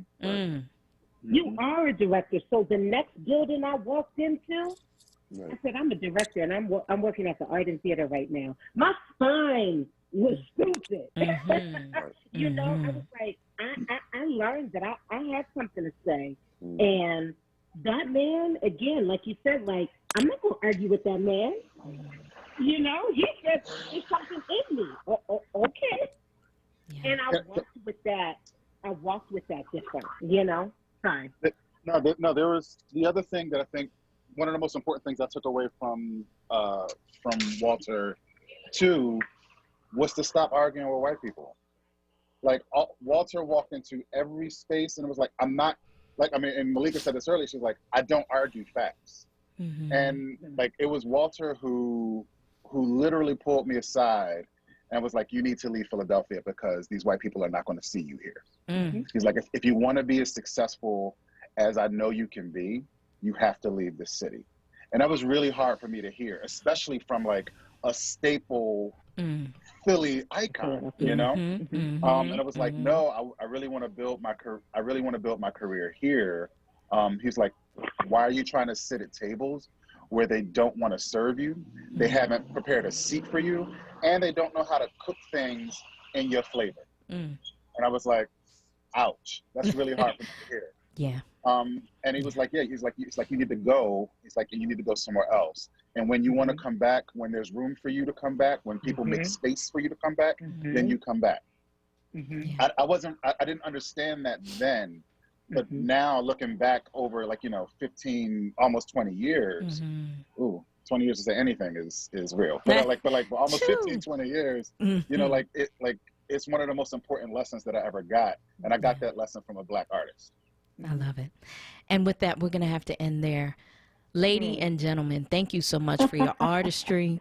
Thank you for your time. Thank you for lifting up his voice and his legacy. Thank you for facilitating this, Tiff. Of course. Absolutely. I have to thank Lanish Miller-White because she is really the main reason why all of this has happened. So we have to give her a whole lot of love. And our program director, Joss, thank you. It was a team effort. Mike, Miss Kayla, thank you guys, because it took everybody to make this happen today. We need to keep speaking his name. We need to keep letting people know who Walter Dallas was, who his legacy, who he is, who he was, and what his legacy will continue to be. And I thank you all. I wanted to have time for y'all to tell the world how amazing you are and what you're doing, but time is not what we have right now. So I want to say thank you so much. And I wish you all well. And I can't wait for things to slow down and people to be healthy enough so we can get out there and perform our magic in front of others again. So thank you so much. Amen. Thank you. Much love. Love you. Love you. All right. For my listening audience here at the radio station, and those who are still checking us out on Facebook, don't touch that dial. We are talking about people staying healthy. The Rona is real. Coronavirus is causing a lot of issues out there. But speaking of artists, there is a man who wrote a song about the coronavirus, mainly because he was denied a test. We're going to talk about his journey with coronavirus and him creating a song to illustrate that journey when we come back after this. The game is about to start. Get your face out your phone. Just a minute. I'm completing the 2020 census. Why do you care? Listen, the census will impact how and where public funds will flow in our communities each year. If we're counted, we'll get better funding for our schools, even affordable housing. Wow. Well, I'm going to complete the census now. All right, then. Let's take a shot. Complete the census online, by phone, or by mail. Shape your future. Start here at 2020census.gov. Paid for by U.S. Census Bureau. Want the latest in Word swag? Check out the shop tab on wordradio.com. Hoodies, tees, and more in a variety of colors. The shop tab on wordradio.com. Show the world that you're all about black. Talk Media. Have you received your stimulus check yet? Hi, this is Philadelphia Congressman Brendan Boyle. I wanted to let you know that Congress recently passed legislation to give financial relief to many who are now affected by the coronavirus crisis. These payments are meant to help you get through these tough times. So to get information on how to get your payment and to receive my newsletter with updates, please go to boyle.house.gov. Paid for by official funds authorized by the House of Representatives. Join Word Radio as we celebrate mothers. This Sunday on Mother's Day, we're honoring the mothers of the community by sharing their pictures. All you have to do is send us a photo of your mother or the special mother figure in your life and one of her favorite quotes. Email the picture and the quote to social media at wordradio.com. Then follow us on Facebook at Forward and Instagram and Twitter at OnWord. Happy Mother's Day from Word Radio. Are you hungry today? Have your taste buds been sufficiently pampered? Call Eatable Delight for succulent and juicy turkey wings, no-filler crab cakes, or tender smoky beef ribs. You can pick up, curbside, or get delivery in Philadelphia, Montgomery, South Jersey, Delaware, and Bucks County. Call 215-236-3900 or stop by 1540 Wadsworth Avenue. That's 215-236-3900 because even your taste buds deserve pampering. This is Wurd Radio, 96.1 FM and 900 AM WURD Philadelphia. Independent Black Media.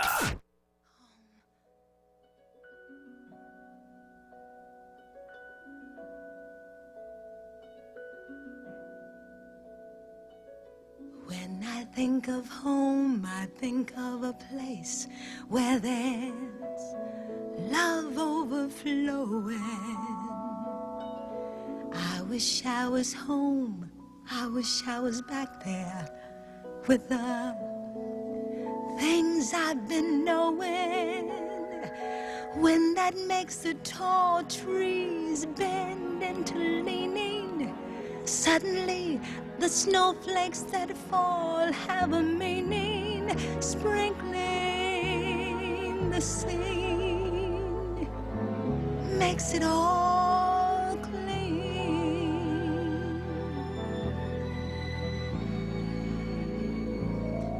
Maybe there's a chance for me to go back now that I have some direction. It would sure be nice to be back home where there's love and affection. And just maybe I can convince time to slow up, giving me enough time in my life to grow up. Time, be my friend. Let me start again.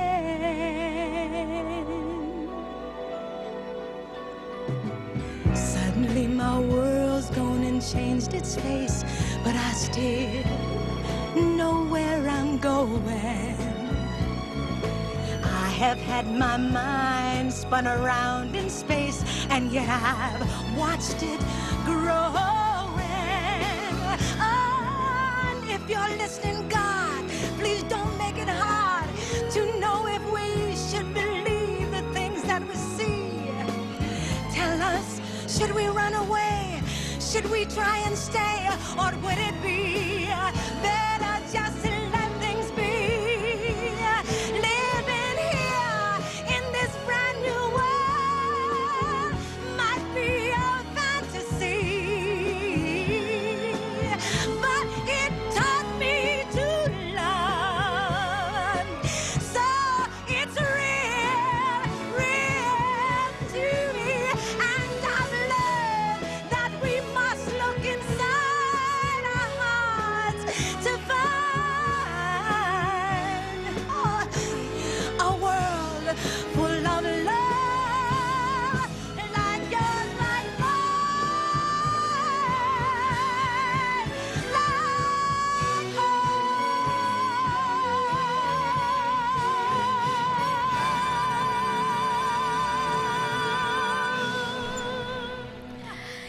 Yeah, music from The Wiz on 96.1 FM and 900 AM. We are WURD, and this is The Source. A nice way to wrap up our tribute to Walter Dallas. I thank all of my guests for the first segment. Thank you so much for being a part of it. If you still don't know much about Walter Dallas, please Google him. I want to shout out WHYY, who did an awesome article about him, so look that up so you can learn even more. He is an icon in theater, and his name should always remain illuminated. I'm Tiffany Bacon. Thank you so much for joining me. You know, it's all about the arts and artistic expression, especially on Fridays on The Source. And now we're tying these two things together, the pandemic and artistic expression. So I want to introduce you to my next guest, who calls himself the Undiscovered Artist. His real name is Irvin Lee from the Washington, D.C. area. And I want to welcome him to the show. Irvin, good afternoon. Welcome to the program. How are you? Good afternoon, Tiffany. I truly appreciate you having me on your platform. Thank you so much. No problem. It is a good afternoon. Yes, sir. Yes, sir. Yes, sir. So let's talk about this journey. You wrote a song called the Coronavirus Song, or AKA the Rona Song, and you wrote this song. Why? I wrote the song because I previously heard about some of the experiences people were having on the media and news. And then before I knew it, my son started having some symptoms. And, they started off kind of like, and so, but still as a parent, you're concerned. But within a couple of days, he couldn't breathe. And of course, that's one of the, significant signs that scare most parents under any conditions. But anyway, but now we're thinking, this virus, and this virus has a myriad of, visions in your head when the symptoms start kicking in. So anyway, so it doesn't get better. The days go by, a couple of days, and so it's time to go to the doctor. And so he goes to the doctor, and we figure at this point with the symptoms that he has, he'll get checked out. But anyway, he goes, and he's gone, a extended period of time. But then when he comes back, he basically says, even though he was sick, he wasn't sick enough, so he didn't qualify for a test. And I guess what was the most scariest moment was we knew no more about his condition when he left than when he came back.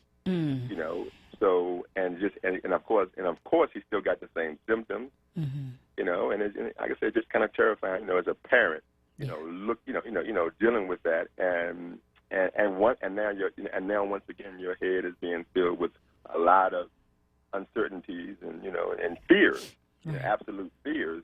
And so we're monitoring him. We're keeping in touch with. It's scaring me each time he lays down at night. Because I'd heard some people who had went to bed and didn't get up, in the morning. So just a lot of things running through your mind. So anyway, so that experience is what it eventually ended. But I was so as a parent, I was so emotionally arise that I was inspired to write a song, because of what happened. Yeah, and I want to talk a little bit more about the song in a second, but one of the many scary things about the coronavirus is the fact that many folks will not be able to get a test if they're not showing symptoms at all. So you have a myriad of people who could very well have the virus, be in the company of those who have no idea, the person might not have any idea that they're sick, that they have the virus, and then they spread it to someone who then shows symptoms. But then if you still can't get the test or confirmation or, any care right away, then you run the risk of ending up in a really bad situation where you will need a ventilator and all of that. So when did he finally get diagnosed, and what happened at that point? Well, to answer your question, one of the verses in my song talks about that, about how, someone can be infected, and like I said, and not know it. And I say in the song, by the time, you actually get a test, the whole neighborhood could be infected, the whole household. So, and that's just it. What happened was he never got diagnosed, to the point, in other words, he went through a myriad of because he was young, I think he just started, he went from bad, but then he started recovering on his own, and so, but we never got diagnosed because, he like I said, he got better overall. And when we were talking about going back to the hospital again several times, he didn't feel confident in that anymore because, after, the disparity he felt after the first time, so anyway, but eventually, because him being young, he started, and prayer. I keep forgetting the word prayer. We prayed and prayed, and then he started getting better. It took a long time, but it took a period of time, but he got better, Okay, I'm glad to hear that. Let's just talk about you as an artist, deciding to take this experience and turn it into a song. How long have you been a musician, an artist, a music artist? Yeah, I've been a musician, artist for about, 35 years, 40 years, somewhere around in there, 35, 40 years. Okay. I've been messing around, and I've been keeping up to date with the technology and always updating my little studio, because it's something actually I love to do. I like doing it, so it's like a hobby to some degree. So that's why I was kind of in ready mode, when this happened, because I've been playing with it all the time. Right. And things like this, tend to inspire anyone who's an artist to either write a song or create a theater piece or what have you. This time is prime for creativity, should you be so inclined. So I think that's pretty awesome as well. How are you, before we check out the song, how are you feeling? And have you had any illness, any signs that you may have contracted the virus as well? Well, I guess I'm like everybody else. I'm living in fear, especially as a black man, black person. We have the highest numbers, as they say, so we have the highest risk, and so I'm in fear. So I'm just being extremely careful, extremely cautious. Just making sure that I have a routine, I have a protocol of trying to. I got my mask, I got my sanitizer, and I'm wiping and spraying and looking at life through a mask, like everybody else, hoping that when I'm out there, that I'm not, picking up and bringing anything back home. All right, I hear you on that. So let's check out the song, and then we'll talk briefly about it after. So this is coronavirus song, the Rona song by the undiscovered artist URD. Check it out.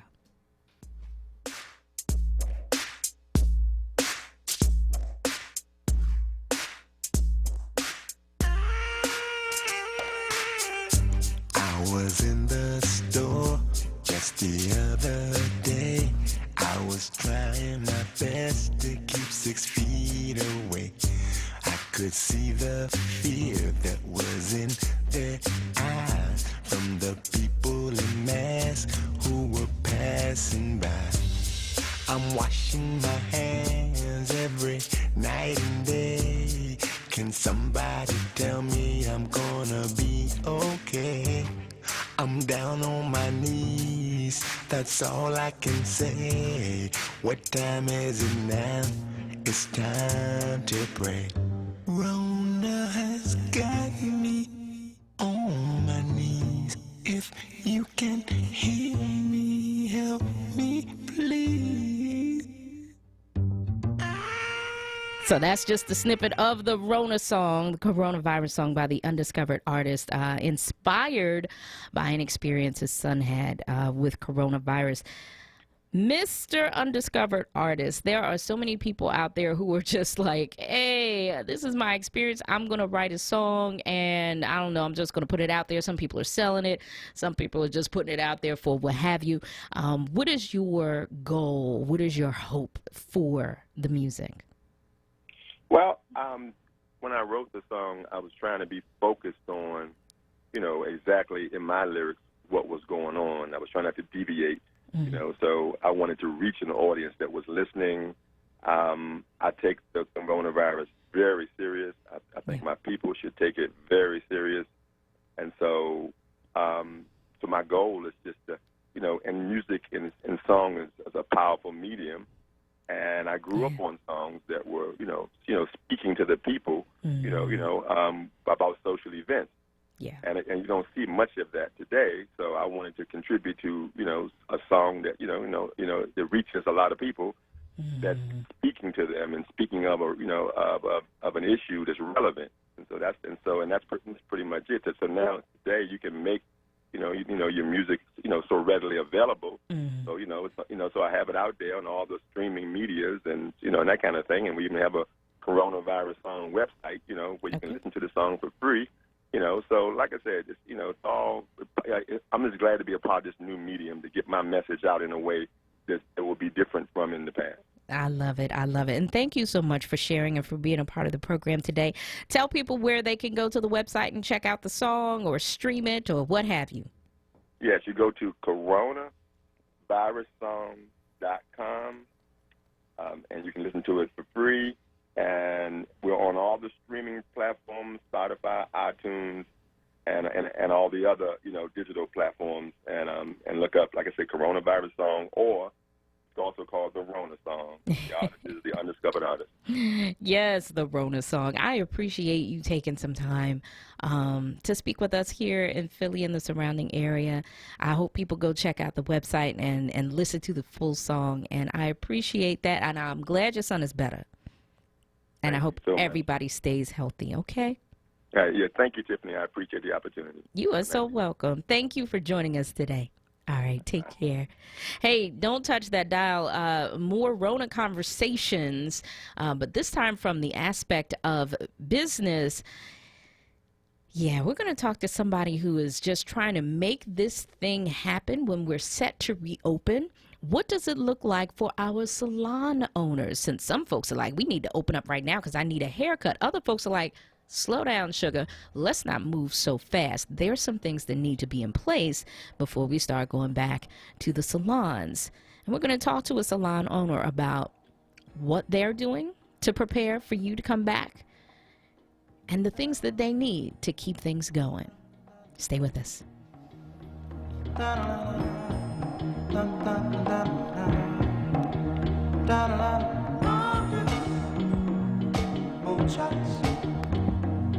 Spend it all, I have not money, we make it, before we see it, you take it, oh, make me wanna holler, the way they do my life, yeah.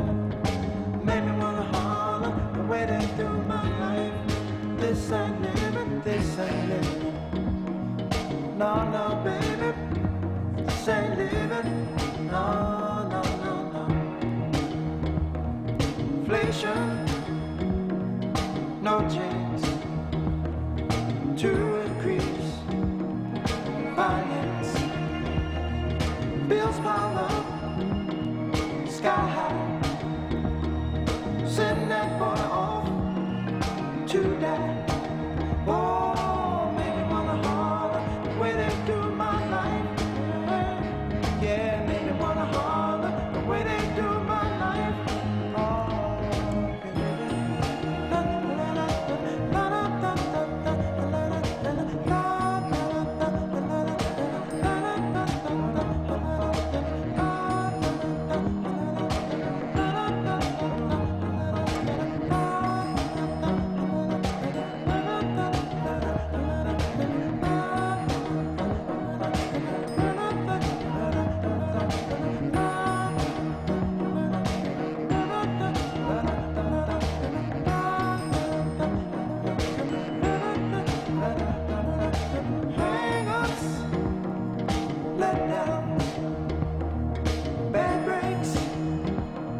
setbacks, natural fact is, honey, that I can't pay my taxes.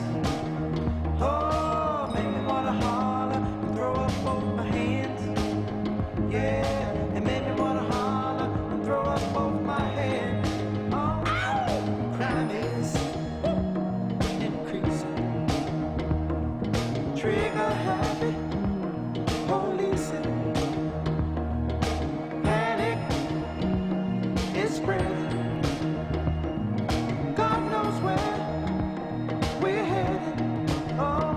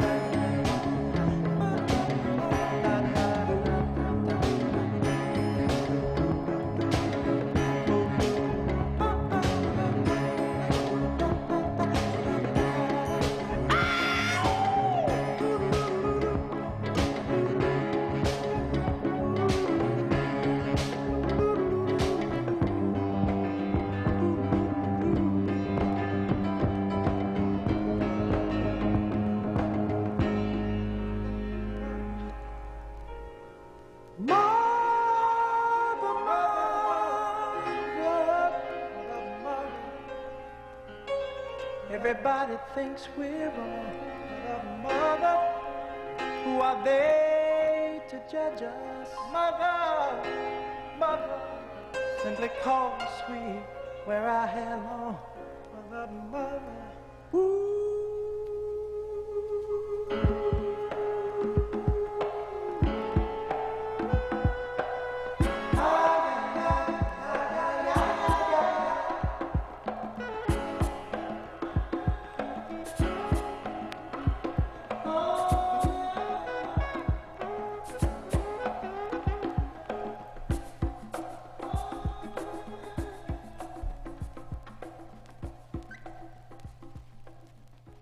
If you want to start your morning with mindfulness, motivation, and inspiration, tune in to Daybreak with me, Helana, here on WURD Radio, Monday through Friday from 6 to 7 a.m. I'm a health and wellness coach with over 15 years experience helping people to transform their lives. On the show, we talk health and wellness 360, from getting your mind right to getting your money right. So let's rise and shine together right here on WURDradio.com, 96.1 FM, 900 on your AM dial on Daybreak every morning.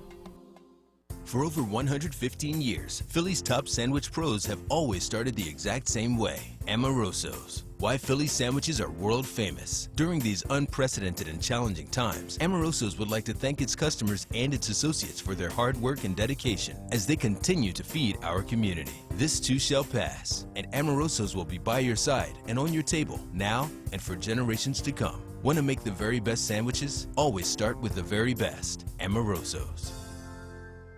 No fear, just facts. WURD. Tune in this Sunday at 4 p.m. for the Halal Industry Show with information on economic justice, hosted by Imam Wali Bilal. You're listening to The Source with Tiffany Bacon on Wurd Radio. Streaming live on WurdRadio.com and the Wurd Radio app.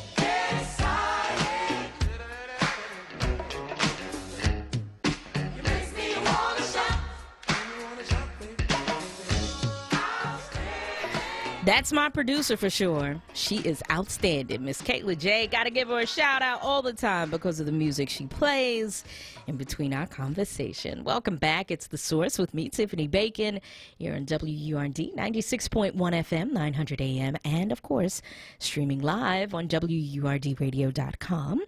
We are also streaming on Facebook, so thank you so much for checking us out. So as we wrap up our program for today, I wanted to bring on my dear friend who is the owner of Duafe Holistic Hair. She is fabulous. She is outstanding. And she is doing it because you are. And she is joining us to talk about what they are preparing to do so that we can come back to the salons, the challenges that salon owners and other businesses face as we prepare to slowly reopen our society. And Philadelphia is still in the red part of the state, red as in everybody stay home. We're still in shutdown. And Governor Wolf has extended the shutdown until I think it's June 4th. It was supposed to expire today. It has been extended until the beginning of June.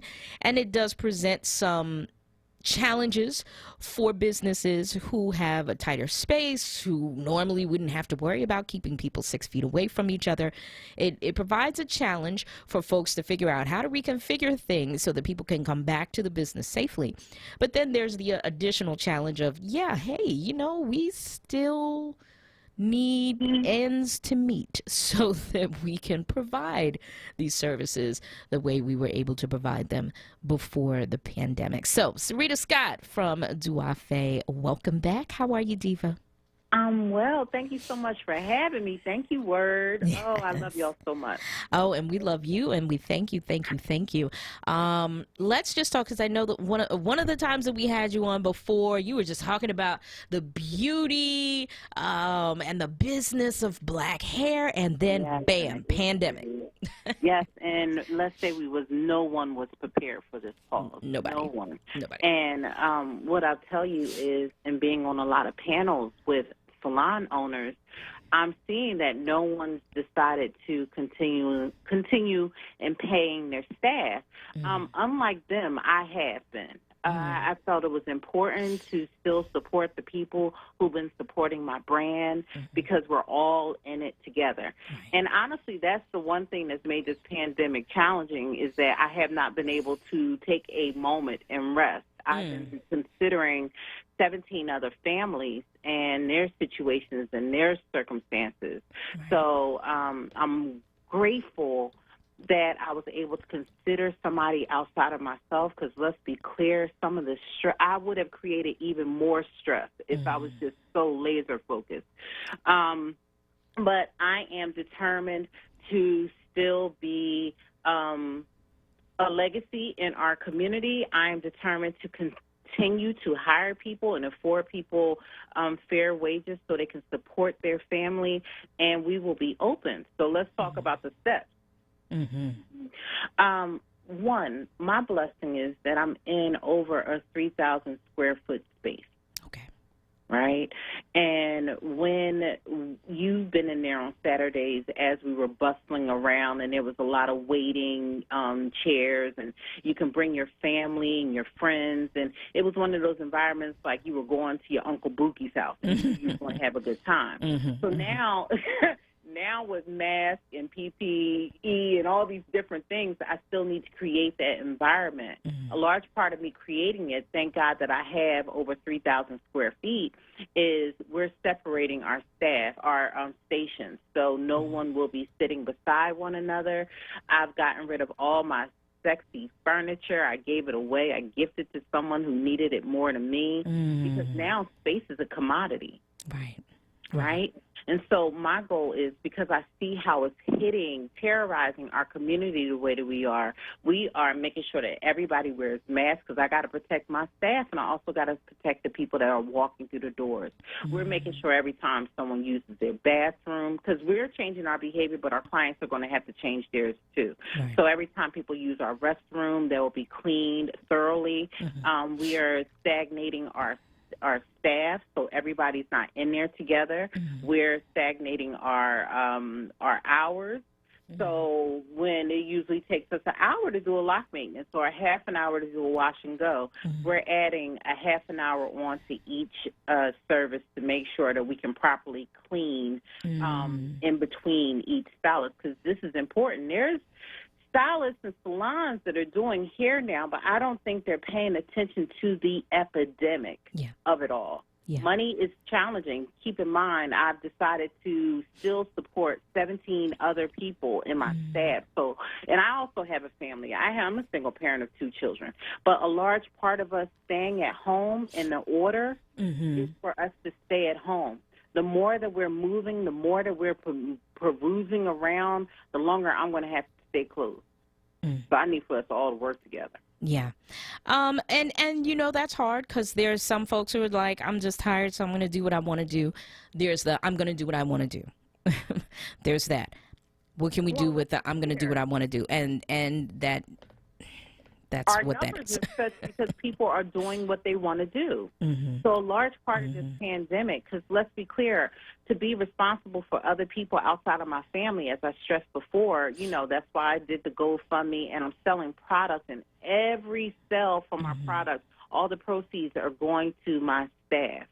I have had to make the proper adjustments, and I know it's hard for other people to do the same. But a large part of where we are now is that we've lost the empathy and the love and the kindness of thinking about somebody other than ourselves. And would you say to a degree the ability to wait? Now, I know you're not open yet, and that's the one thing that one of the many things that I'm thinking about as we roll back slowly into something that remotely looks like regular life, and we start going back to salons or restaurants.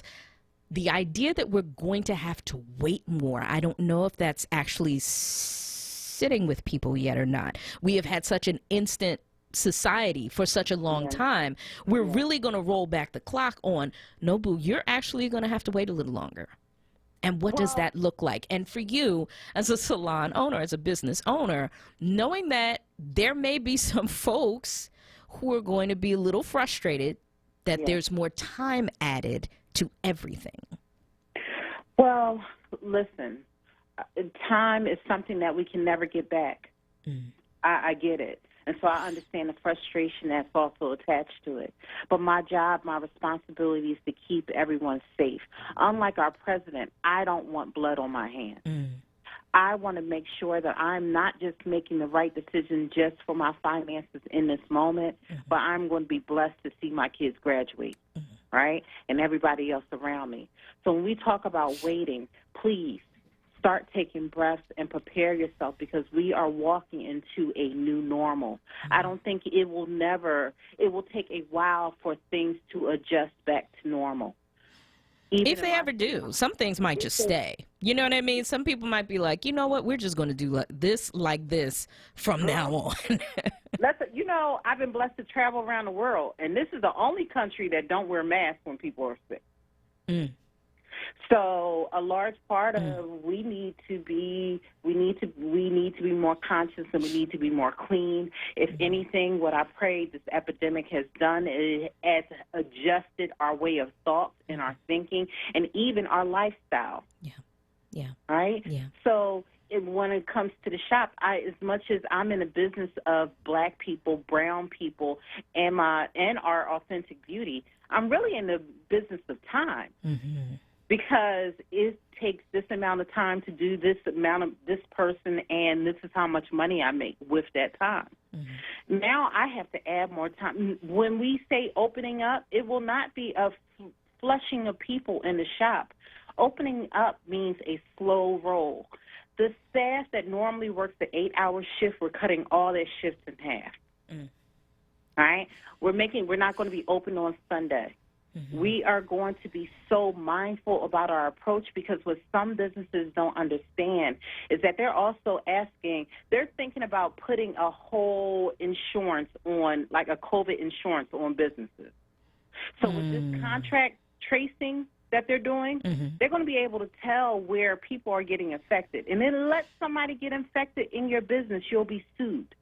So as much as we feel like we need to push forward, because I got a grant. It hasn't hit my account yet. I got approved for PPP. I'm still waiting for it. So I'm letting you know that I'm hanging on as well. I'm selling products.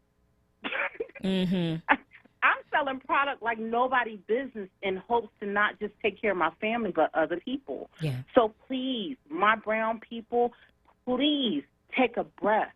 This is going to be the only time that you're going to have to spend with your family, if it's enjoyable or not. Because when it's time for us to get back on, we're going to have to get back on, but we need to slow roll the process. Right. I want to give people, and I haven't throughout the whole show, given folks a chance to really call in, and I apologize for that. Today's show has just been moving so fast. So if you have any comments or questions, I would love for you to call in. I am opening the phone line for you to call in. If you have a comment, words of support for our sister in business, for any folks who are in business who are like, let me think about how I'm going to reopen. What does this look like for my business? What does it look like for my customers? What do I have to change so that we are providing the healthiest space that we can in the way that we do business moving forward? Give us a call, 215-634-8065. That's how you can reach us, 215-634-8065. Now, you said something really, really interesting, and we can talk about that if you want, about how you've applied for stuff, been granted stuff, and it hasn't hit yet. Well, let's talk about it. How are you managing in that? First, I'm pretty sure that's a range of emotions right there. Like, whoo, I put in the application. Yes, I got the letter that says I got the money. TikTok, how many minutes, how many days, how many weeks go by before I actually see something in the business account? What's going on? How are you managing with that? Okay, so let's be clear. This environment has brought me close to God. Amen. Amen. It just made me surrender to the will of, and I'm just prayerful for it to change, and I know it will. But as I said, walking into COVID, everything was smooth. We were getting ready to hire 3 new people. Thank God we didn't, because that would be 3 more people that I'll be stressed out on making sure I'm taking care of them the best way I could. We were hiring 3 people. I was getting ready to purchase the property that Duafe Hair Salon was located in. Everything was moving and grooving. I finally got out of tax debt. I went through an audit. Half my staff, well, not half, but a handful of my staff left because I wanted to make people more responsible and asking for everybody around me to have LLCs and proper insurances. Okay. That agitated some people that I wanted to create the structure that was going to keep this business open for another 20 years. So walking into COVID was jarring. The loan that I was supposed to get for the property, then the bottom of it dropped because they said we don't know what the economy is going to happen, so we can't insure you the mortgage. I am slowly going through the deposit that I have for my buildings by paying my staff. So let's be clear, and I'm responsible for my retired mother. So when we talk stress, girl, I know what it feels like. I spent the first couple of days just in shock, and I spent a lot of time crying. When I got to that point where I knew that no substance was going to make me feel good, I wasn't sleeping, and nothing was happening, I knew that if I didn't change my focus and think about what was to come, and this too shall pass, and better days to come, and what my ancestors went through, and thank God, no matter how much it is stressful, and I'm not looking at bills and with fear and worry. Listen, I survived some stuff. I survived 08. Yeah. I survived half my staff leaving previously. I survived my staff still in my database. I survived some of the most ratchet, trifling things that I have experienced in my business, and I will survive this in the name of all things good. I know that's right. And I gotta, that was a perfect period moment right there. I gotta put a period on that sentence because I have to take a break. And that is a fact we cannot debate. I have to take a break. When we come back, we're going to take Bobby's call. Bobby is on the line. Want to hear what Bobby has to say? And we are going to continue with our conversation with Sarita Scott of Duafe Holistic Care when we return after this. Seniors, if you're over the age of 60, you're at high risk for the coronavirus. This is Dr. Chris Chen, CEO of Dedicated Senior Medical Centers, with an important message. These are challenging times for all of us, but especially for you. At Dedicated, we're working hard to help our patients stay healthy, happy, and at home. We understand you need us, and that's why we offer doctor phone visits and delivery or pickup medication services. In fact, if you need to see a doctor, we'll even pick you up. Our centers remain open to see you by phone or in person now, when you need medical advice the most. Seniors, if you need a primary care doctor who is available to you now and always will be, we can help. Please call us at 800-451-7008. That's 800-451-7008. Stay safe, stay healthy, and stay at home.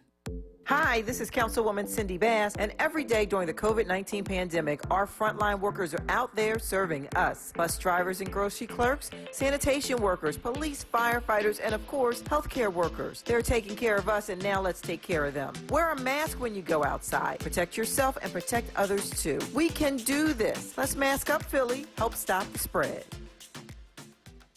Be heard. Want another way to join the conversation? Follow us on social media using the hashtag #OnWord. Be heard. Stay connected to Wurd Radio. Independent Black Media. Tune in this Saturday at 10 a.m. for the Educational Pulse with the School District of Philadelphia with host Dr. William Haidt. You're listening to The Source with Tiffany Bacon on Wurd Radio. Streaming live on WurdRadio.com and the Wurd Radio app. Sitting on his couch in the street. Every time I turn on the news, I can't seem to tell a lie from the truth. Earthquakes all over the place. Contaminated water in Flint is so crazy. Big pharma making big gold bucks, selling all these deadly and addictive drugs. And we don't even know what we can eat. We got genetically modified broccoli, and they cloning animals, we eating the meat. The next thing they turn around, they cloning you and me. The way they do the human race is a ridiculous crime. And Colin Kaepernick's knee got y'all losing your minds. Come on. Let me off this roller coaster. Hey.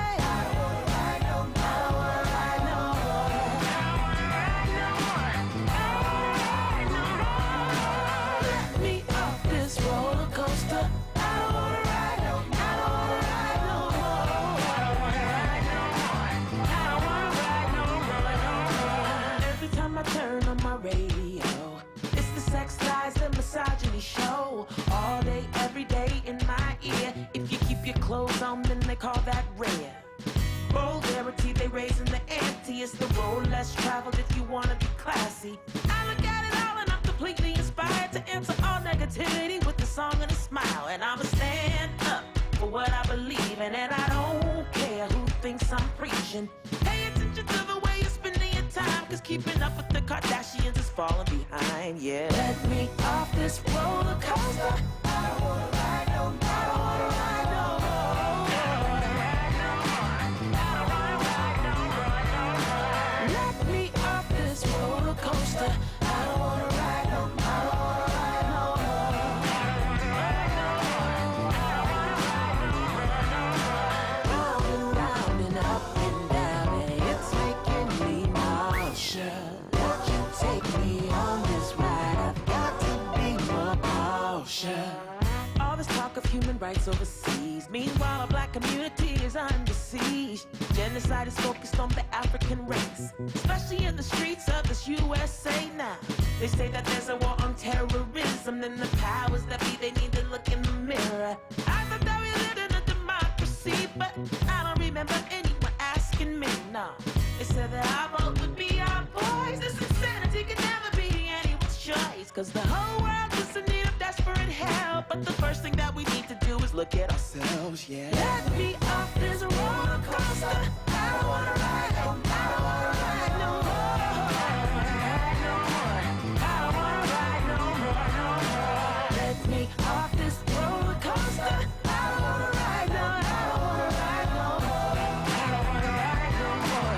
I don't wanna ride no more. Mumble rap, Percocet, oxycodone, amateur pornographic videos. I would not believe it if I hadn't seen it with my own eyes. If it didn't make me mad, it would make me cry. Now how are we gonna get ourselves out of this mess? It's time for us to elevate our consciousness and raise our boys to be the men we want our girls to marry. Make love, peace, and respect a priority. Cause we're watching as the world falls apart. That means we need to stop and search our own heart. Cause we create this world we live in, the only way to peace us through. Let me walk this roller coaster. I don't wanna ride no more. I don't wanna ride no more. I don't wanna ride no more, no more. Let me off this roller coaster. I don't wanna ride no, I don't wanna ride no more.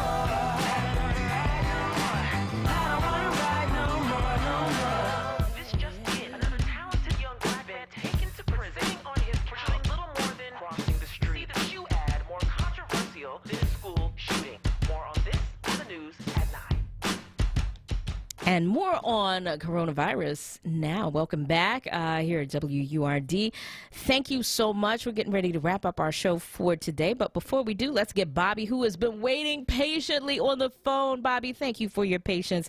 And good afternoon. You're live on air. Good afternoon. Happy Mother's Day to all that are moms and those who's mothering other people. Yes, ma'am. I want to express to the young lady, I apologize, I missed her name. Sarita. What is it? Sarita. Oh, okay. Hello, baby. Listen, when you get ready to look at, this is a suggestion. I've been in healthcare many years. But when you get ready to look at insurance covering your facility, please study nosocomial. That means whatever bacteria is, if it's inside in businesses, it usually covers hospitals, nursing homes, doctors' clinics, but it can cover you because you're handling the body in another way, you know, beautifying, but you're using different tools. Anything can happen. So please research that word. It's N-O-S-O, nosocomial, C-O-M-A. That is Thank you so much, sister. Okay, just let me finish. Just look at the law on it and health care, and then you know, move forward. And otherwise, I bless you. Awesome. Thank you, sis. Thank you. Thank you, Miss Bobby. I appreciate you sharing that information with our guests because that's important to know as well. Thank you so much. So, yes, Sarita, I know you were giving us what this has been like while you were trying to make things happen while you're waiting, doing a lot of waiting and seeing. You have applied for and been granted monies that have not yet hit the business account, but you were making do in the meantime. So I didn't know if you had a final wrap-up conversation, comment on that part of the conversation or not, but I know we had to take a break before you were done. Oh, no, it's fine. I will let you know, even though PPPs have been granted, it is a 1% loan, which is great, but you have to pay that money back in 2 years. So there's just a level of stress in this environment. My goal is to open up, and when we do, we're going to make sure, please follow us on social media. Instagram is Duafe Hair Salon, and Facebook, if you put Duafe, you'll see it. Please pay attention to our posts. We're letting you know what stages, what steps we're taking to make sure you're safe in our environment, and the support is always needed. So I'm really grateful. Thank you so much, Tiffany, for all your graciousness during these hard times. No problem. No problem. I mean, that's what we're here for, to share information, to let people know what's going on, and to provide a platform for folks to share what's happening with them as well. As we wrap up the program today, what's the one thing you want people to walk away knowing as you prepare to reopen whenever that time is in the near future? that as much as being a small business, I'm really relying on my community and being reliant and responsible for my community. Even if they said we can open tomorrow, I know it's not the right climate for it. I will make sure that I will make the proper decisions with my family and in my community that can make sure we can thrive. And I have the experience of servicing you, hopefully, for 20 more years. Amen, amen, amen on that. Would you say throughout this whole experience, what is the biggest blessing and what has been the biggest struggle? Ooh. Okay, so the biggest blessing is, and I know some parents are like, you crazy? The biggest blessing is that I have the opportunity to homeschool. I didn't say it was fun. Blessings aren't always fun. Okay? The reason why I say is I knew my children how I knew my children for the time and space that I had with them. But now that I have the time that I have, I see the areas that I need to sow into them. I wouldn't have never seen it because I was bopping around trying to keep the lights on. Right. So that is the biggest blessing that I realized what my true investment is what God gave me, gifted me for the time that I have with them. So that's the blessing. You said biggest challenge? Yes, ma'am. The biggest challenge is that I had to be prayerful, and I'm constantly testing my faith. So for me, the mantra is a mustard seed, a mustard seed. You know, mustard seed's small. And so for me, it's to know that there's going to be something on the opposite side, and as much as I want to rush to it, I want to be prepared and ready to make my space and my community proud of me, and I want to make them safe. Yeah. So it's a large responsibility in hiring people. It's a large responsibility in servicing people. It's a large responsibility in making sure you are conscious and knowing that if it was not for your community, you will not be there. So as much as those things are joyful, it's also responsibility in it. So I would say that's the biggest challenge in making sure I am making the right decisions to keep everybody safe and not putting money in the forefront of the choices that I make, because then I will be making a big mistake. Right. Amen, amen, amen. With that, we got to get ready to wrap up. So how can people support you guys? And again, the information on following you on social media. So if you have been following us on social media or know of our work, everything that you see posted, the hairstyles was done with our product. I make everything is handmade in the salon. So I never had to bring it to market because my money came with you guys walking through our doors. Now that is stopped because of COVID, if you can, please support us in purchasing our product. You'll see what it does just simply by our posts or all those beautiful, sexy people that's been bopping around saying they've gone to Duafe. You can order that product at www.duafehairsalon.com. If you go to our webpage, you'll see that we're offering curbside service if you don't want to wait for postage. And we're also, we made it possible that if you are one of our clients that you can purchase a gift certificate. So there's the GoFundMe page lastly. So, if any of those multitude of ways, even simply if finances is what it is for everybody else in our community during this time, if you can see one of our posts and share on your network, it can also be a blessing. So any platform I'm grateful for. Amen. Thank you so much. And I want to wish you a very happy Mother's Day. We didn't get a chance to really get into that, but it is Mother's Day weekend. And no, we can't take Mom out to dinner right now. We're probably going to have to just make Mom dinner, which she probably would like, unless you can't cook. So that my room all day. Hey, you know what your mom likes, what she don't like. Do something for your mom that she likes, and honor her memory if she is no longer with us here. So we want to send love out to those who don't have their moms, and that this is a hard weekend for them. It's an odd weekend for everybody right now in the way that we normally celebrate, but still find a way to celebrate. Thank you, Sarita. I appreciate you. Oh, I'm so grateful for you. Thank you so much, and thank you, Wurd. All right. Thank you. All right, bye. Have a good one. And that's it for today. Much love to everybody who participated in the show. We had so many guests today, and I appreciate all of you. Thank you for checking out the program. I want you to have a peaceful, positive, and productive weekend. Happy Mother's Day to my mom, Sarah Bacon. I love you very much.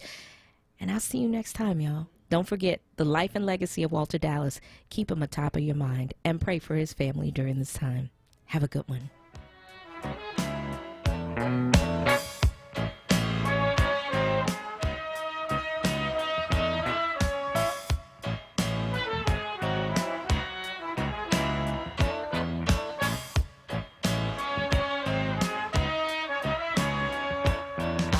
Thinking about you for quite a while. You're on my mind every day and every night. My every thought is you. The things you